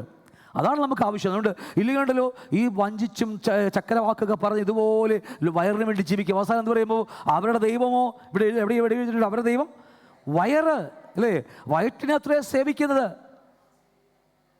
കർത്താവ് ഇന്നൊരു അത്ഭുതം ചെയ്യും അല്ലേ? ഇന്ന് ചുമ്മാ പറഞ്ഞു പോകുകയാണ്. എത്ര ദിവസമാണ് നമ്മൾ കർത്താവിനെ സേവിക്കേണ്ട മക്കളാ. എന്നെയും നിങ്ങളെയും കുറിച്ച് സ്വർഗത്തിലൊരു പുസ്തകമുണ്ട്. എന്നെയും നിങ്ങളെയും കുറിച്ച്, യേശുവിനെ കുറിച്ച് സ്വർഗത്തിൽ പുസ്തകം ഉണ്ടായിരുന്നു. പൗലോസിനെ കുറിച്ചൊക്കെ കർത്താവ് പറഞ്ഞ് ഇറ്റ് ഈസ് ഫിനിഷ്ഡ്. എല്ലാം ഒന്നല്ല, എവറിത്തിങ് ഇസ് അല്ല, ഇറ്റ് ഈസ് ഫിനിഷ്ഡ് എന്ന് പറഞ്ഞ് കർത്താവ് അവിടെ പറഞ്ഞിട്ട് പോയി. എന്ന് പറഞ്ഞാൽ ഈ 100 പേരുടെ പുസ്തകം 200 പേര് എതുവാകട്ടെ, ആ പുസ്തകത്തിന് അവസാനത്തെ ആൾ മറിച്ച് കുത്തിട്ടിട്ടാണ് കർത്താവ് പോയത്. പൗലോസ് പറഞ്ഞ് എൻ്റെ ഓട്ടം ഓടി തീർത്തു, വിശ്വാസം കാത്തു. അല്ലേ? എൻ്റെയും നിങ്ങളുടെയും കയ്യിൽ വലിയൊരു നിധിയുണ്ട്. വല്ലതും അറിയോ? ലോക്കറിലിരിക്കുന്ന 2 സെൻറ്റ് സ്ഥലം 3 സെൻറ്റ് സ്ഥലം വീടിൻ്റെ കാര്യമല്ല. മഴ വരുമ്പോൾ ചോരുമ്പോൾ മറ്റേ കുത്തിക്കേറ്റുന്ന വീടിൻ്റെ കാര്യം അർത്ഥമല്ല. നമ്മുടെ കയ്യിൽ ദൈവം ഏൽപ്പിച്ച വലിയ നിധി. എന്താ അത്? പറ. ഞാൻ എൻ്റെ ഓട്ടം ഓടി വിശ്വാസം കാത്തു, അല്ലേ? എനിക്ക് ആ ജീവകിരീടം വെച്ചിരിക്കുക. എന്താ ദൈവം നമ്മളെ ഏൽപ്പിച്ചിരിക്കുന്നത്? എന്നെയും നിങ്ങളുടെ കയ്യിൽ പറ. രക്ഷിക്കപ്പെടുമ്പോൾ എന്താ ഏൽപ്പിച്ചത് നമ്മുടെ കയ്യിലേക്ക്? അതിവിശുദ്ധ വലിയ രണ്ട് വാക്ക് ഒരുപാടുണ്ടെങ്കിൽ പോലും നമ്മൾ വചനമൊക്കെ എങ്കിൽ പോലും ആ വിശുദ്ധ വിശ്വാസം ഏൽപ്പിച്ചിരിക്കുക. മരണം വരെ നമ്മൾ അതിനുവേണ്ടി നിൽക്കുകയാണ്. മരണം വരെ അതിനുവേണ്ടി പോരാടുകയാണ്. എന്ന് അങ്ങോട്ട് വിട്ടുപോകുന്നു. ഫിലിപ്പിയർ 3:19 പറയുന്ന അവരുടെ അവസാനം നാശം, വയറിന് വേണ്ടി സേവിക്കുന്ന, അവിടെ നമ്മുടെ ഈ വാക്കുകളുടെ കൂടുതലേനെ 15:19 പറയുന്നുണ്ട്, ഈ ആയുസ്സിൽ മാത്രം ക്രിസ്തുവിൽ പ്രത്യാശ വെച്ചിരിക്കുന്നുവെങ്കിൽ സകല മനുഷ്യരും അരിഷ്ടന്മാരായിട്ടിരിക്കുക. കാരണം ഈ ആയുസ്സിൽ കർത്താവിനെ സേവിച്ചിട്ട് കാര്യമില്ല. വരാനിരിക്കുന്ന ലോകത്തിലേക്ക് കർത്താവ് ഇറങ്ങി വരാൻ പോകുന്നത്, അല്ലേ? ഈ ലോകത്തിന് വേണ്ടി മാത്രം, നമ്മുടെ ജഡത്തിന് വേണ്ടി മാത്രമല്ല കർത്താവിനെ സേവിക്കേണ്ടത്. അതൊക്കെ കർത്താവ് ഫ്രീ ആയിട്ട് നൽകിയിട്ടുണ്ട്. ഞാൻ എപ്പോഴും ഫിനാൻസിനെ കുറിച്ച് ക്ലാസ് എടുക്കും, അപ്പോൾ നിങ്ങൾക്ക് അറിയാൻ കഴിയും അതിനെക്കുറിച്ചൊക്കെ. സങ്കീർത്തനം 49:20 പറയുന്നു, മാനത്തോടിരിക്കുന്ന മനുഷ്യൻ വിവേകഹീനായി തീർന്നാൽ നശിച്ചു പോകുന്ന വെറും മൃഗം. നമ്മളൊക്കെ മൃഗത്തിന് ആത്മാവില്ലെന്നേ ഉള്ളൂ, നമുക്ക് ആത്മാവുണ്ടായിട്ട് എന്താ കാര്യം? മാനത്തോടിരിക്കുന്ന മനുഷ്യൻ ജയിലിൽ നിന്ന് വിടിവിച്ചിട്ട് എന്ത് ലെറ്റർ എന്നാണ് പറയുന്നത്? റിലീസിങ് ലെറ്റർ, അല്ലേ? റിലീസിങ് ലെറ്റർ എന്നല്ലേ? നമുക്ക് റിലീസിങ് ലെറ്റർ കിട്ടി ജയിലിൽ നിന്ന്. വീട്ടിൽ പോകാൻ പറഞ്ഞ് റിലീസിങ് ലെറ്റർ ജയിലിൽ കിട്ടി. എന്നിട്ട് ഞാൻ ആ ജയിലിനകത്ത് കിടക്കുകയാണെങ്കിലോ? പറ നിങ്ങൾ. ഇവിടെ പറഞ്ഞതേ വാക്ക് നമുക്ക് ചേരില്ലേ? മാനത്തോടിരിക്കുന്ന മനുഷ്യൻ വിവേകം നഷ്ടപ്പെട്ടു പോയാൽ, വീണ്ടും ജയിലിൽ തുടർന്നാൽ എന്താ? നശിച്ചു. ആത്മാവ് എന്തിനാ? ഒരു ഗുണമില്ല. ആത്മാവുണ്ട്. എന്താ ഗുണം? നമുക്ക് ആത്മാവിന് നൽകി, ആത്മാവിന് ജീവൻ നൽകി. എന്തിനു വേണ്ടിയാ? ദൈവമായിട്ട്, ദൈവജനമായിട്ട്, ദൈവത്തെക്കുറിച്ച് അറിയുവാനായിട്ട് ദൈവം നമ്മൾ ഒരു എന്താ പറയുക, communication with man and God എന്നൊരു ക്ലാസ് നമുക്കുണ്ട്. എങ്ങനെ സ്വർഗത്തിൽ കിലോമീറ്റർ അപ്പുറമിരിക്കുന്ന ദൈവവും ഞാൻ ഈ ഭൂമിക്കട ഇടം കൊടുത്ത് കിടക്കുന്ന ഞാനും തമ്മിൽ എങ്ങനെ ഈ കമ്മ്യൂണിക്കേറ്റ് ചെയ്യുന്നത്, എങ്ങനെ ഞങ്ങൾ തമ്മിൽ സംസാരിക്കുന്നത്, ഇല്ല? ഇത്രയോ എന്നെ ഹൃദയം ദൈവം അറിയുന്നു, ദൈവത്തിന് ഞാൻ അറിയുന്നു. എങ്ങനെയാണ് അതൊക്കെ അറിയണ്ട നമുക്ക്? ഇതൊക്കെ എങ്ങനെ നമ്മൾ വെച്ചു പോയാൽ ആത്മാവ് പറയുന്നവൻ ചെവിയുള്ളവൻ. നാട്ടുകാർ പറയുന്നതല്ല, ഇപ്പം നാട്ടുകാർ പറയുന്ന പ്രാധാന്യം. കാരണം വിശ്വാസ ജീവിതം കാണുന്നത് പോലെയുള്ള ജീവിതമല്ല, വിശ്വാസ ജീവിതം നമ്മുടെ ജീവിതം. മാനത്തോടിരിക്കുന്ന മനുഷ്യൻ വിവേകഹീനായാൽ നശിച്ചു പോകുന്ന മൃഗം. ഈ ജയിൽ വീണ്ടും തുടർന്നാൽ നമുക്കെന്താ? ആത്മാവില്ലാത്ത മൃഗങ്ങളും നമ്മളും തമ്മിൽ ഒരു വ്യത്യാസമൊന്നുമില്ല, രണ്ടും സെയിമാണ്. ഞാൻ അല്പമായി കഴിഞ്ഞാൽ പറഞ്ഞെങ്കിലും ഇന്നും അല്പമായി പറയുക, നമ്മൾ ജയിലിൽ നിന്ന് നമുക്കൊരു റിലീസ് ലെറ്റർ കിട്ടി. ഓക്കെ, കഴിഞ്ഞ ഓടിച്ചു വിട്ടതാ. ഒരു എക്സാമ്പിൾ നമ്മൾ പഠിച്ചതാ ഒരു കാര്യം. എങ്ങനെയാ? ബാബേലിൽ അടിമകളായിരുന്നു നമ്മളെ, നമ്മുടെ ഇസ്ലാം മക്കൾ, അല്ലേ? വിടുവിച്ചു. എത്ര വർഷമാ? ശരിക്കും ആഴത്തിലൊക്കെ പഠിച്ചാൽ 490 വർഷം. 7 വർഷത്തിൻ്റെ ശബ്ദങ്ങളൊക്കെ ഒരുപാടുണ്ട്. അതിൽ 490 വർഷമൊക്കെ അവരൊന്നും ചെയ്യാതിരുന്നു. വേണ്ട 700 വർഷത്തൊക്കെ ഒന്നും ആചരിക്കാതിരുന്നു. അവരെ 70 വർഷം ബാബിലേക്ക്, തടവിലേക്ക്, അല്ലെങ്കിൽ എന്താ പറയുക, പ്രവാസത്തിലേക്ക് ദൈവം കടത്തിവിട്ട് നമുക്കറിയാം. എല്ലാവർക്കും അറിയാം, ചരിത്രം വായിച്ചാൽ എല്ലാവർക്കും അറിയാം. അവസാനം ബാബില തിരിച്ച് അവർക്ക് അവിടെ വെച്ച് അവർ തിരിച്ച് ദാനിയേൽ എന്ന് പറയുന്ന വ്യക്തി, എന്താ പറയുക, ഒരു വിശുദ്ധനായ മനുഷ്യൻ ദൈവത്തിൻ്റെ ന്യായപ്രമാണം പരിശോധിച്ച് നോക്കിയപ്പോൾ അവന് മനസ്സിലായി, നമ്മുടെ കാലം, ഞങ്ങളുടെ പ്രവാസകാലം കഴിഞ്ഞ്. ഞാൻ വാക്യം കഴിയാഴ്ച എടുത്തതാ, ഞാൻ വിട്ടുപോകും, നമുക്കറിയാവുന്ന കാര്യമാണ്. അപ്പോൾ ഈ യിരെമ്യാ പ്രവാചകൻ്റെ പുസ്തകത്തിൽ എഴുതി വെച്ചിട്ടുണ്ട്, ഞങ്ങളുടെ ശൂന്യാവസ്ഥ 70 സംവത്സരം കൊണ്ട് തീരുമെന്നിങ്ങനെ യഹോവയുടെ അരുളപ്പാട് എന്നൊക്കെ പറഞ്ഞു. യിരെമ്യാ പ്രവാചക പുസ്തകം 25-ാം അധ്യായം 12-ാം വാക്യം പറയുന്നു, ഈ ജാതികൾ ബാബേൽ രാജാവിനെ 70 സംവത്സരം സേവിക്കുമെന്ന് യഹോവയുടെ അരുളപ്പാട്. വാക്യം 12 70 സംവത്സരം തികയുമ്പോൾ ഞാൻ ബാബേൽ രാജാവിനെയും ആ ജാതിയെയും കൽദയരുടെ ദേശത്തെയും അവരുടെ അകൃത്യ നിമിത്തം സന്ദർശിച്ചെന്നൊക്കെ പറഞ്ഞിട്ട് അവരെക്കുറിച്ചൊക്കെ പുസ്തകത്തിൽ എഴുതി വെച്ചിരിക്കുക, അല്ലേ? നമ്മെക്കുറിച്ചും ദൈവത്തിൻ്റെ പുസ്തകത്തിൽ എഴുതി വെച്ചിരിക്കുക. അതുകൊണ്ടാണ് ഡെലിവറൻസ് ക്ലാസ്സിൽ വന്നവർക്കറിയാം, വിശ്വാസികൾ, ദൈവകുഞ്ഞുങ്ങൾ പാപം ഒരു തെറ്റ് ചെയ്താൽ 3 കോടതിയിൽ വിധിക്കുമെന്നല്ലേ പറഞ്ഞ ഓർമ്മയുണ്ടോ? അവസാന ചില്ലിക്കാശ് കൊടുത്ത് തീരുവോളം അവിടെ പോരത്തില്ല. നമ്മൾ ആരെ ഏൽപ്പിക്കുന്നത്? നമ്മളെ ദൈവം ആരെയാണ് നമ്മളെ ബന്ധനത്തിലേക്ക് ബന്ധിക്കുവാൻ ഏൽപ്പിക്കുന്നത്? ചേകവരെ. ഏതാ ചേകവരെ? പേരെന്താ? പേടിയോ നിങ്ങൾക്ക് പറയാനായിട്ട്? അതിന് പ്രവാചകന്മാർ മറ്റൊരു പേര് പറയും. നിങ്ങൾക്കൊരു ബന്ധനമുണ്ട്, നിങ്ങൾക്കൊരു കെട്ടുണ്ട്, ഒരു പൂട്ടുണ്ടെന്നൊക്കെ പ്രവാചകന്മാരുടെ സ്റ്റൈലിൽ പറയും. ശരി തന്നെ, എല്ലാവർക്കും കറക്റ്റാണ്. പക്ഷേ അതല്ല അത്. ദൈവവചനം ലംഘിച്ച് കഴിയുമ്പോൾ സമയപരിധിക്കുള്ളിൽ പരിഹരിച്ചില്ലെങ്കിൽ ഈ കേസ് സ്വർഗീയ കോടതി മൂന്നാമത്തെ ഹൈക്കോടതിയിലല്ല സുപ്രീം കോടതിയുടെ മുമ്പിലേക്ക് പോകുകയാണ്. അവിടെ ദൈവം വിധിക്കുക, ചേകവരെ ഏൽപ്പിക്കും, പോയി ബന്ധിച്ചോളാൻ പറയും. എന്നിട്ട് അവസാനം ചുല്ലിക്കാശ് കൊടുത്ത് തീരോളം നമ്മൾ പിന്നെ പെടാപ്പാടാ, അയ്യോ അങ്ങോട്ട് തിരിഞ്ഞ പ്രശ്നം ഇങ്ങോട്ട് പ്രശ്നം, അവസാനം എല്ലാം ആയുസ്സും ആരോഗ്യം സമ്പത്തൊക്കെ പോയി കഴിയുമ്പോൾ നമ്മൾ അയ്യോ കർത്താവേ എന്ന് പറഞ്ഞ് അത് ആദ്യം വന്നാൽ മതി. ഇതിന് ഒരാവശ്യമില്ല, ആദ്യം വന്നാൽ മതി. ഇത് വചനം ഒന്ന് അനുസരിച്ചാൽ മതി. നിങ്ങളൊന്ന് അനുസരിക്കുക മാത്രം, ഒന്ന് സമ്മതിക്കുക മാത്രം. ഏറ്റവും വലിയ എത്ര ആഴമേറിയ വാക്കറിയാം, നിങ്ങളൊന്ന് സമ്മതിക്കുക മാത്രം പറയുന്ന വാക്യങ്ങളൊക്കെ ദൈവം നമ്മളെ സമൃദ്ധിയിലേക്ക് ദൈവത്തിൻ്റെ എല്ലാ അനുഗ്രഹത്തിലേക്കും നമ്മെ നടത്തുക. ഏറ്റവും വലിയ അനുഗ്രഹം എന്ന് ദൈവത്തെ തന്നെ നമുക്ക് തരുന്നതല്ലേ. നമ്മുടെ കൂടെ നടക്കുന്ന ദൈവമാണെങ്കിൽ, കർത്താവ് നമ്മുടെ കൂടെ ഉണ്ടെങ്കിൽ പിന്നെ നമുക്ക് എന്തിനാ ഭയം? അതല്ലേ ഏറ്റവും വലിയ അനുഗ്രഹം എന്ന് പറയുന്നത് അല്ലേ. ഓക്കെ, ഞാൻ വിടുന്നു. യെരമ്യാവ് 27:22 പറയുന്നു, അവയെ ബാബിലേക്ക് കൊണ്ടുപോകും, ഞാൻ അവരെ സന്ദർശിക്കുന്ന നാൾ വരെ അവ അവിടെ ഇരിക്കും, പിന്നത്തത്തിൽ ഞാൻ അവയെ ഈ സ്ഥലത്തേക്ക് മടക്കി വരുത്തുമെന്ന് യഹോവയുടെ അരുളപ്പാട്. നമുക്കറിയാം, ഞാൻ നിങ്ങളെക്കുറിച്ചുള്ള നിരൂപണങ്ങൾ ഇന്നവയെന്ന് ഞാൻ അറിയുന്നു, അവ തിന്മക്കല്ല നന്മക്കു വേണ്ടിയാ. 70 സംവത്സരം കഴിയുമ്പോൾ ഞാൻ നിങ്ങളെ സന്ദർശിച്ച് മടക്കി വരുത്തും. അപ്പോൾ ഈ പഴയ ആദമിനെ ശിക്ഷിച്ച് ഭൂമിയിലേക്ക് അഴക്കുമ്പോൾ ഇതിൻ്റെ ചരിത്രങ്ങളൊക്കെ ഓരോന്ന് നമുക്ക് പഠിക്കാൻ കഴിയും. നമ്മൾ കഴിഞ്ഞാഴ്ച ഒന്ന് തൊട്ട് വെച്ചതാണ്, വായിച്ചില്ല. അബ്രഹാമിനോട് ദൈവം പറഞ്ഞു, നിന്റെ സന്തതി അല്ലേ 4ാമത്തെ തലമുറക്കാർ വരെ എന്തു ചെയ്യും പറ, 400 സംവത്സരം നിങ്ങൾ അടിമകളായി പോകുമെന്ന് അബ്രഹാമിനോട് ദൈവം എന്ത് ചെയ്തു, ഒരു വാക്ക് പറഞ്ഞു. നമുക്ക് എല്ലാവർക്കും അറിയാവുന്ന വാക്കുകളൊക്കെയാണ് അറിയാം. എന്നാൽ പോലും ജസ്റ്റ് ഒന്ന് പറഞ്ഞു വിടുകയാണ്. അബ്രഹാമിനെ ദൈവം ഉൽപ്പത്തി പുസ്തകം 12-ാം അധ്യായത്തിൽ 1-ാം വാക്യം മുതൽ അബ്രഹാമിനെ ദൈവം വിളിക്കുന്നുണ്ട്. 12-ാമത്തെ അധ്യായത്തിൽ വിളിക്കുന്നുണ്ട് എങ്കിൽ പോലും 12-ാം അധ്യായം 1-ാം വാക്യം മുതൽ നമുക്ക് കാണാൻ കഴിയും അബ്രഹാമിനെ വിളിക്കുന്നത് അല്ലേ.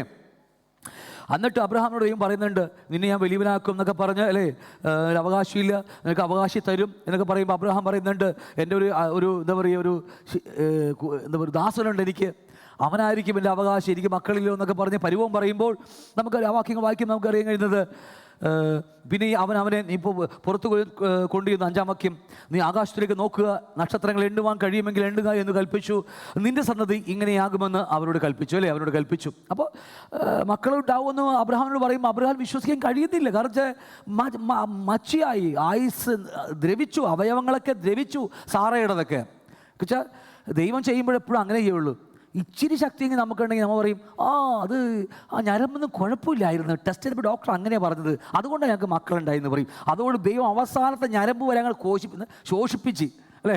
അന്നല്ല കർത്താവ് ഹവ്വയ്ക്ക് ആദമിന് കൊടുത്തത്. ഇല്ലെങ്കിൽ അബ്രഹാം പറഞ്ഞാൽ അത് ഞാൻ വലിയ ഡോക്ടർ ഇപ്പോൾ ഇറങ്ങിയിട്ടുണ്ട് മെഡിക്കൽ ട്രസ്റ്റിൽ, വലിയ ഡോക്ടർ അമേരിക്കയിൽ നിന്ന് പഠിച്ചു വന്നതാണ്. ഞങ്ങൾ ടെസ്റ്റ് ചെയ്യുന്നപ്പോൾ MRI സ്കാൻ എടുത്തപ്പോൾ ഒരു ചെറിയ ഞരമ്പ് നല്ലതായിരുന്നു, അതുകൊണ്ടാണ് ഞങ്ങൾ കർത്താവ് അങ്ങാണ് മാക്സിമം ശോഷിപ്പിച്ച് എല്ലാ ഞരമ്പും അസ്ഥിയോട് പറ്റി, ഇനി ഒരു രക്ഷയുമില്ലെന്ന് കണ്ടപ്പോഴാണ് അബ്രഹാമിന് കുഞ്ഞിനെ കൊടുത്തത്. ഒന്നും മിണ്ടുന്നില്ല. നമ്മളിതൊക്കെ തന്നെ പറയും. അതുകൊണ്ടാണ് കർത്താവ് പല സമയങ്ങളിൽ ഇങ്ങനെയൊക്കെ പോട്ടെ, അങ്ങനെ ക്ഷയിക്കട്ടെ എന്നൊക്കെ പറഞ്ഞു വിടുന്നത്. ഞാൻ കുറ്റം പറഞ്ഞത് കേട്ടോ, നമ്മുടെ ദൈവത്തിന്, നമ്മുടെ സ്വർഗീയ പിതാവിൻ്റെ പ്രവൃത്തികൾ പറയുക. നമ്മളത് അനുസരിച്ച് നോക്കിയേ, ഇങ്ങനെ ഓരോ സെക്കൻഡ് നമ്മളിങ്ങനെ കർത്താവിൽ വളരെ നമുക്ക് കാണാൻ കഴിയും. അവൻ്റെ മനസ്സറിഞ്ഞൊന്ന് ജസ്റ്റ് ആ മനസ്സറിഞ്ഞ് അവരുടെ കൂടെ പറ്റി നിന്നാൽ മാത്രം മതി. വേറെ ഒരു വലിയ കാര്യമൊന്നും ഇല്ല. പക്ഷെ അനുസരിക്കാനുള്ള മനസ്സ് ഇവിടുന്ന് നമ്മൾ സമ്മതിക്കത്തില്ല ഇത്. അപ്പം അതുകൊണ്ട് അബ്രഹാമിനോട് ദൈവം പറയുന്ന കാര്യമുണ്ട്. 6-ാം വാക്യം, അവൻ യഹോവയിൽ വിശ്വസിച്ചു, അവൻ അത് നീതിയായി കണക്കിട്ട് അല്ലേ. അപ്പോൾ ദൈവം കാണിച്ചു കൊടുത്തു, അബ്രഹാം അത് വിശ്വസിച്ചു. പക്ഷെ അതിനു മുമ്പായിട്ട് ദൈവം നമുക്കറിയാം ഒരു കാര്യം ചെയ്യുന്നുണ്ട്, ഒരു ഉടമ്പടി വെക്കുന്നുണ്ട്. ദൈവം നമ്മുടെ ദൈവം ആരാ? ഉടമ്പടി ദൈവമാണ്. യഹോവയായ സാക്ഷാൽ തേജോമനായ ദൈവം ഉടമ്പടിയുടെ ദൈവമാണ്. ഉൽപ്പത്തി പുസ്തകം മുതൽ എല്ലാ തലമുറകളോടും, ആദത്തോടും നോഹയോടും അബ്രഹാമിനോടും മോശയോടും ക്രിസ്തുവിനെ കൊണ്ട് യഹോവയായ ദൈവം ഉടമ്പടി ചെയ്യിച്ചു അല്ലേ. ആ ഉടമ്പടിയുടെ മക്കളാണ് നമ്മളെല്ലാവരും. വാഴമായി പഠിക്കേണ്ട മറ്റൊരു ചിന്താവിഷയമാണ് ഉടമ്പടിയിൽ പ്രവർത്തിക്കുന്ന ദൈവം. പ്രവർത്തിച്ചില്ലെങ്കിൽ നിങ്ങളിപ്പോൾ ഞാൻ പറയുന്നത് നിങ്ങൾ എന്നെ കല്ലെറിച്ച് കൊന്നു കളയും ഞാൻ ഈ പറയാൻ പോകുന്ന കാര്യങ്ങൾ. കാരണം നമ്മുടെ സാക്ഷാൽ ദൈവം ഉടമ്പടിയിൽ പ്രവർത്തിക്കുന്ന ദൈവമാണ്. ഞാൻ അല്പം ഇത് പറഞ്ഞിട്ടേ പോകുന്നുള്ളത്, ഇതിൽ ശരിയാകത്തില്ല. അതുകൊണ്ട് വെറുതെ നീ പറഞ്ഞിട്ടൊരു കാര്യമില്ല. ചില വാക്കുകളെത്തി പഠിക്കണം നമ്മൾ.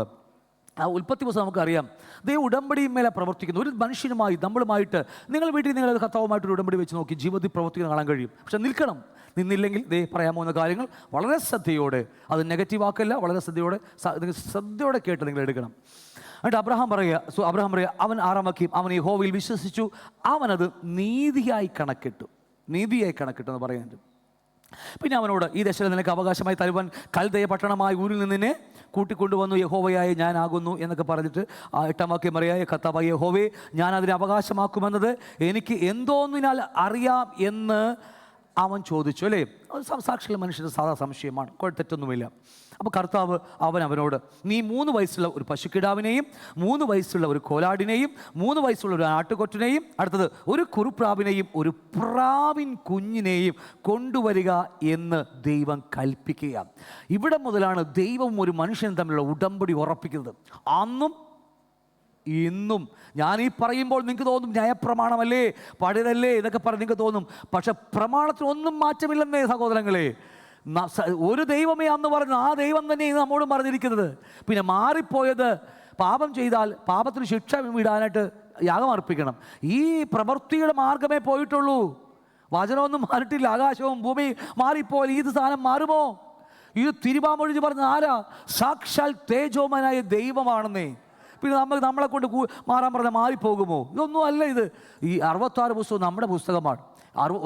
ഒരു വ്യക്തി നമ്മുടെ സംസാരിച്ച വചനങ്ങൾ അതെല്ലാം അന്നത്തെ അതേ ദൈവം തന്നെയാണ് നമ്മുടെ കർത്താവ് എന്നുമാകട്ടെ. എന്നിട്ട് പറയാം, എന്നൊന്നും അറിയാമെന്ന് ചോദിച്ചു. അവൻ ഇങ്ങനെ പറഞ്ഞ്, ഇത്ര സാധനം എടുക്കുക, ഇവയൊക്കെയും അവൻ കൊണ്ടുവന്ന് എന്ത് ചെയ്തെന്ന് അറിയാമോ?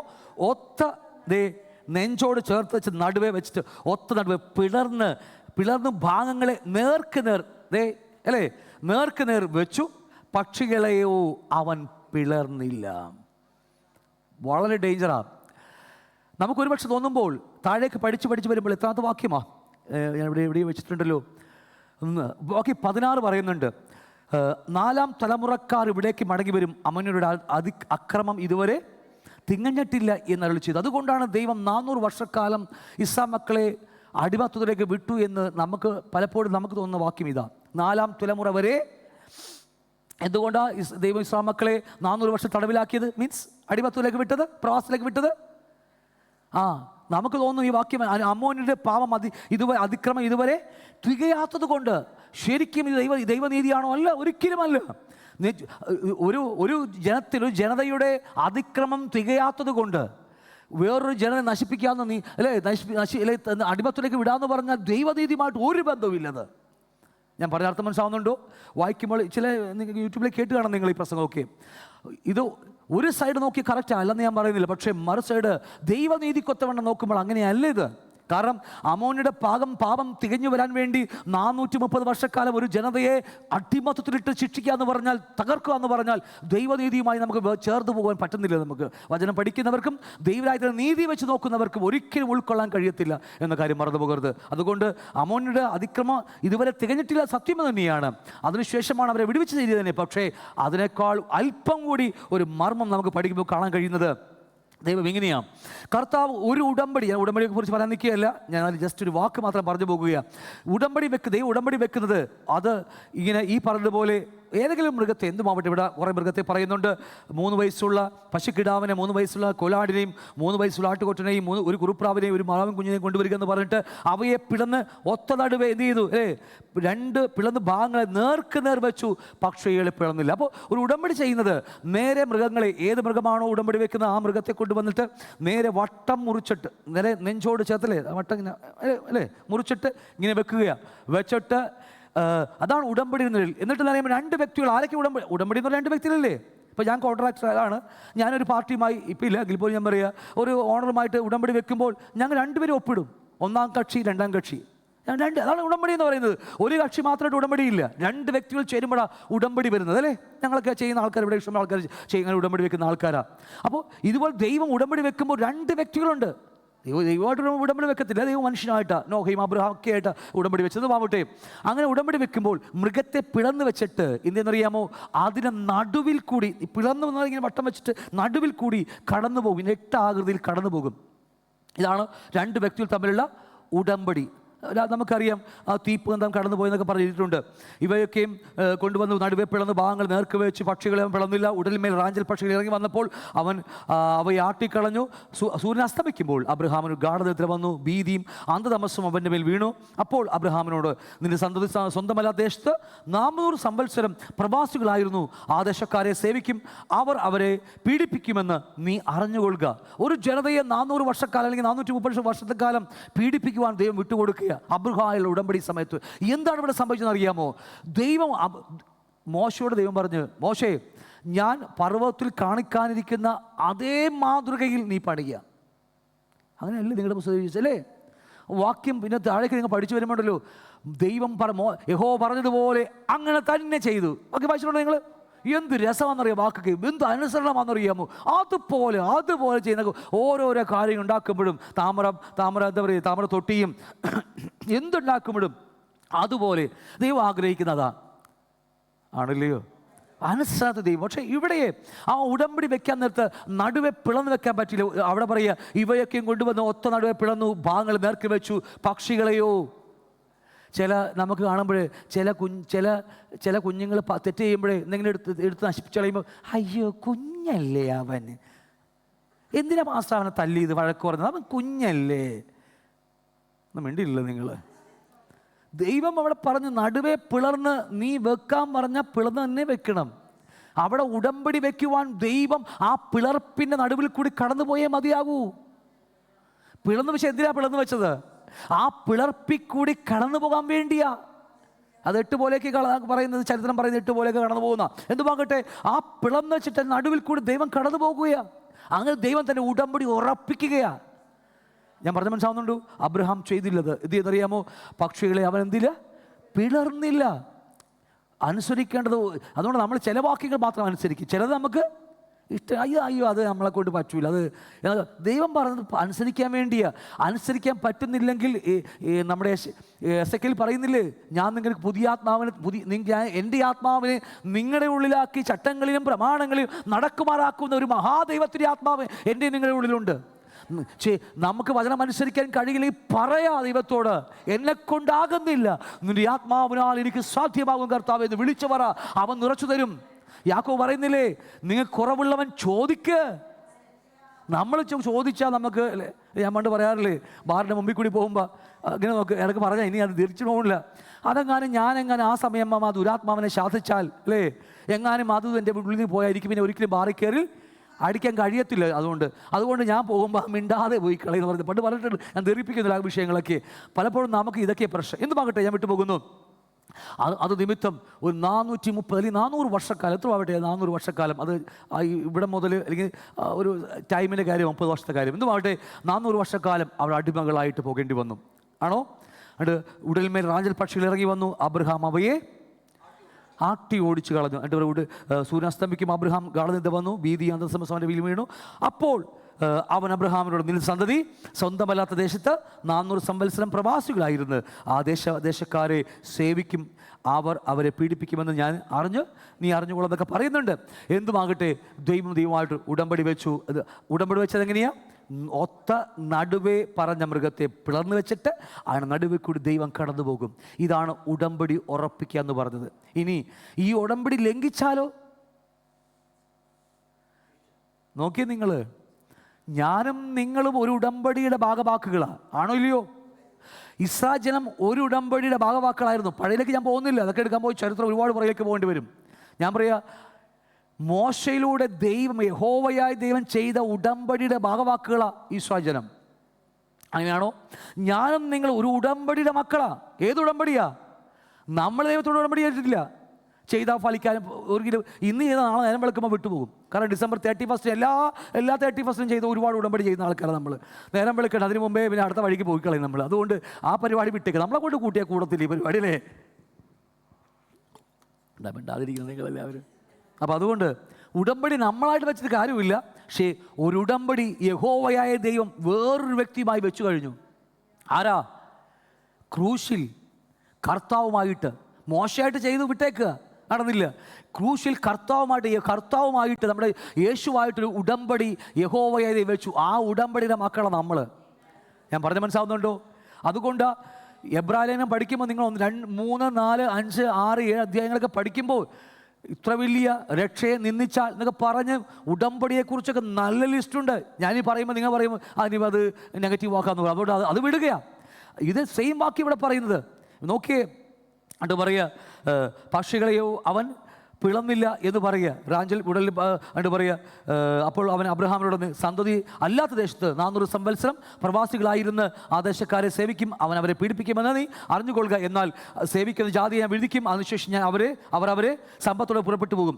ഇത് ലംഘിച്ചാൽ നോക്കിയേ, യിരെമ്യാ പ്രവചന പുസ്തകം 34-ാം അധ്യായം 17 മുതൽ 20-ാമത്തെ വാക്യം വരെ വളരെ ഡേഞ്ചർ വാക്യമാണ്. നമുക്ക് തോന്നും ഇത് ഇസ്ഹാമൊക്കെ എഴുതിയതല്ലേ? അതെ, പക്ഷേ ഞാനും നിങ്ങളും ഒരു ഉടമ്പടിയുടെ മക്കളാണ്. അനുസരിച്ചാലുണ്ടല്ലോ ഇതുപോലത്തെ അനുഗ്രഹം വേറെ എവിടെ കിട്ടാനുണ്ട്?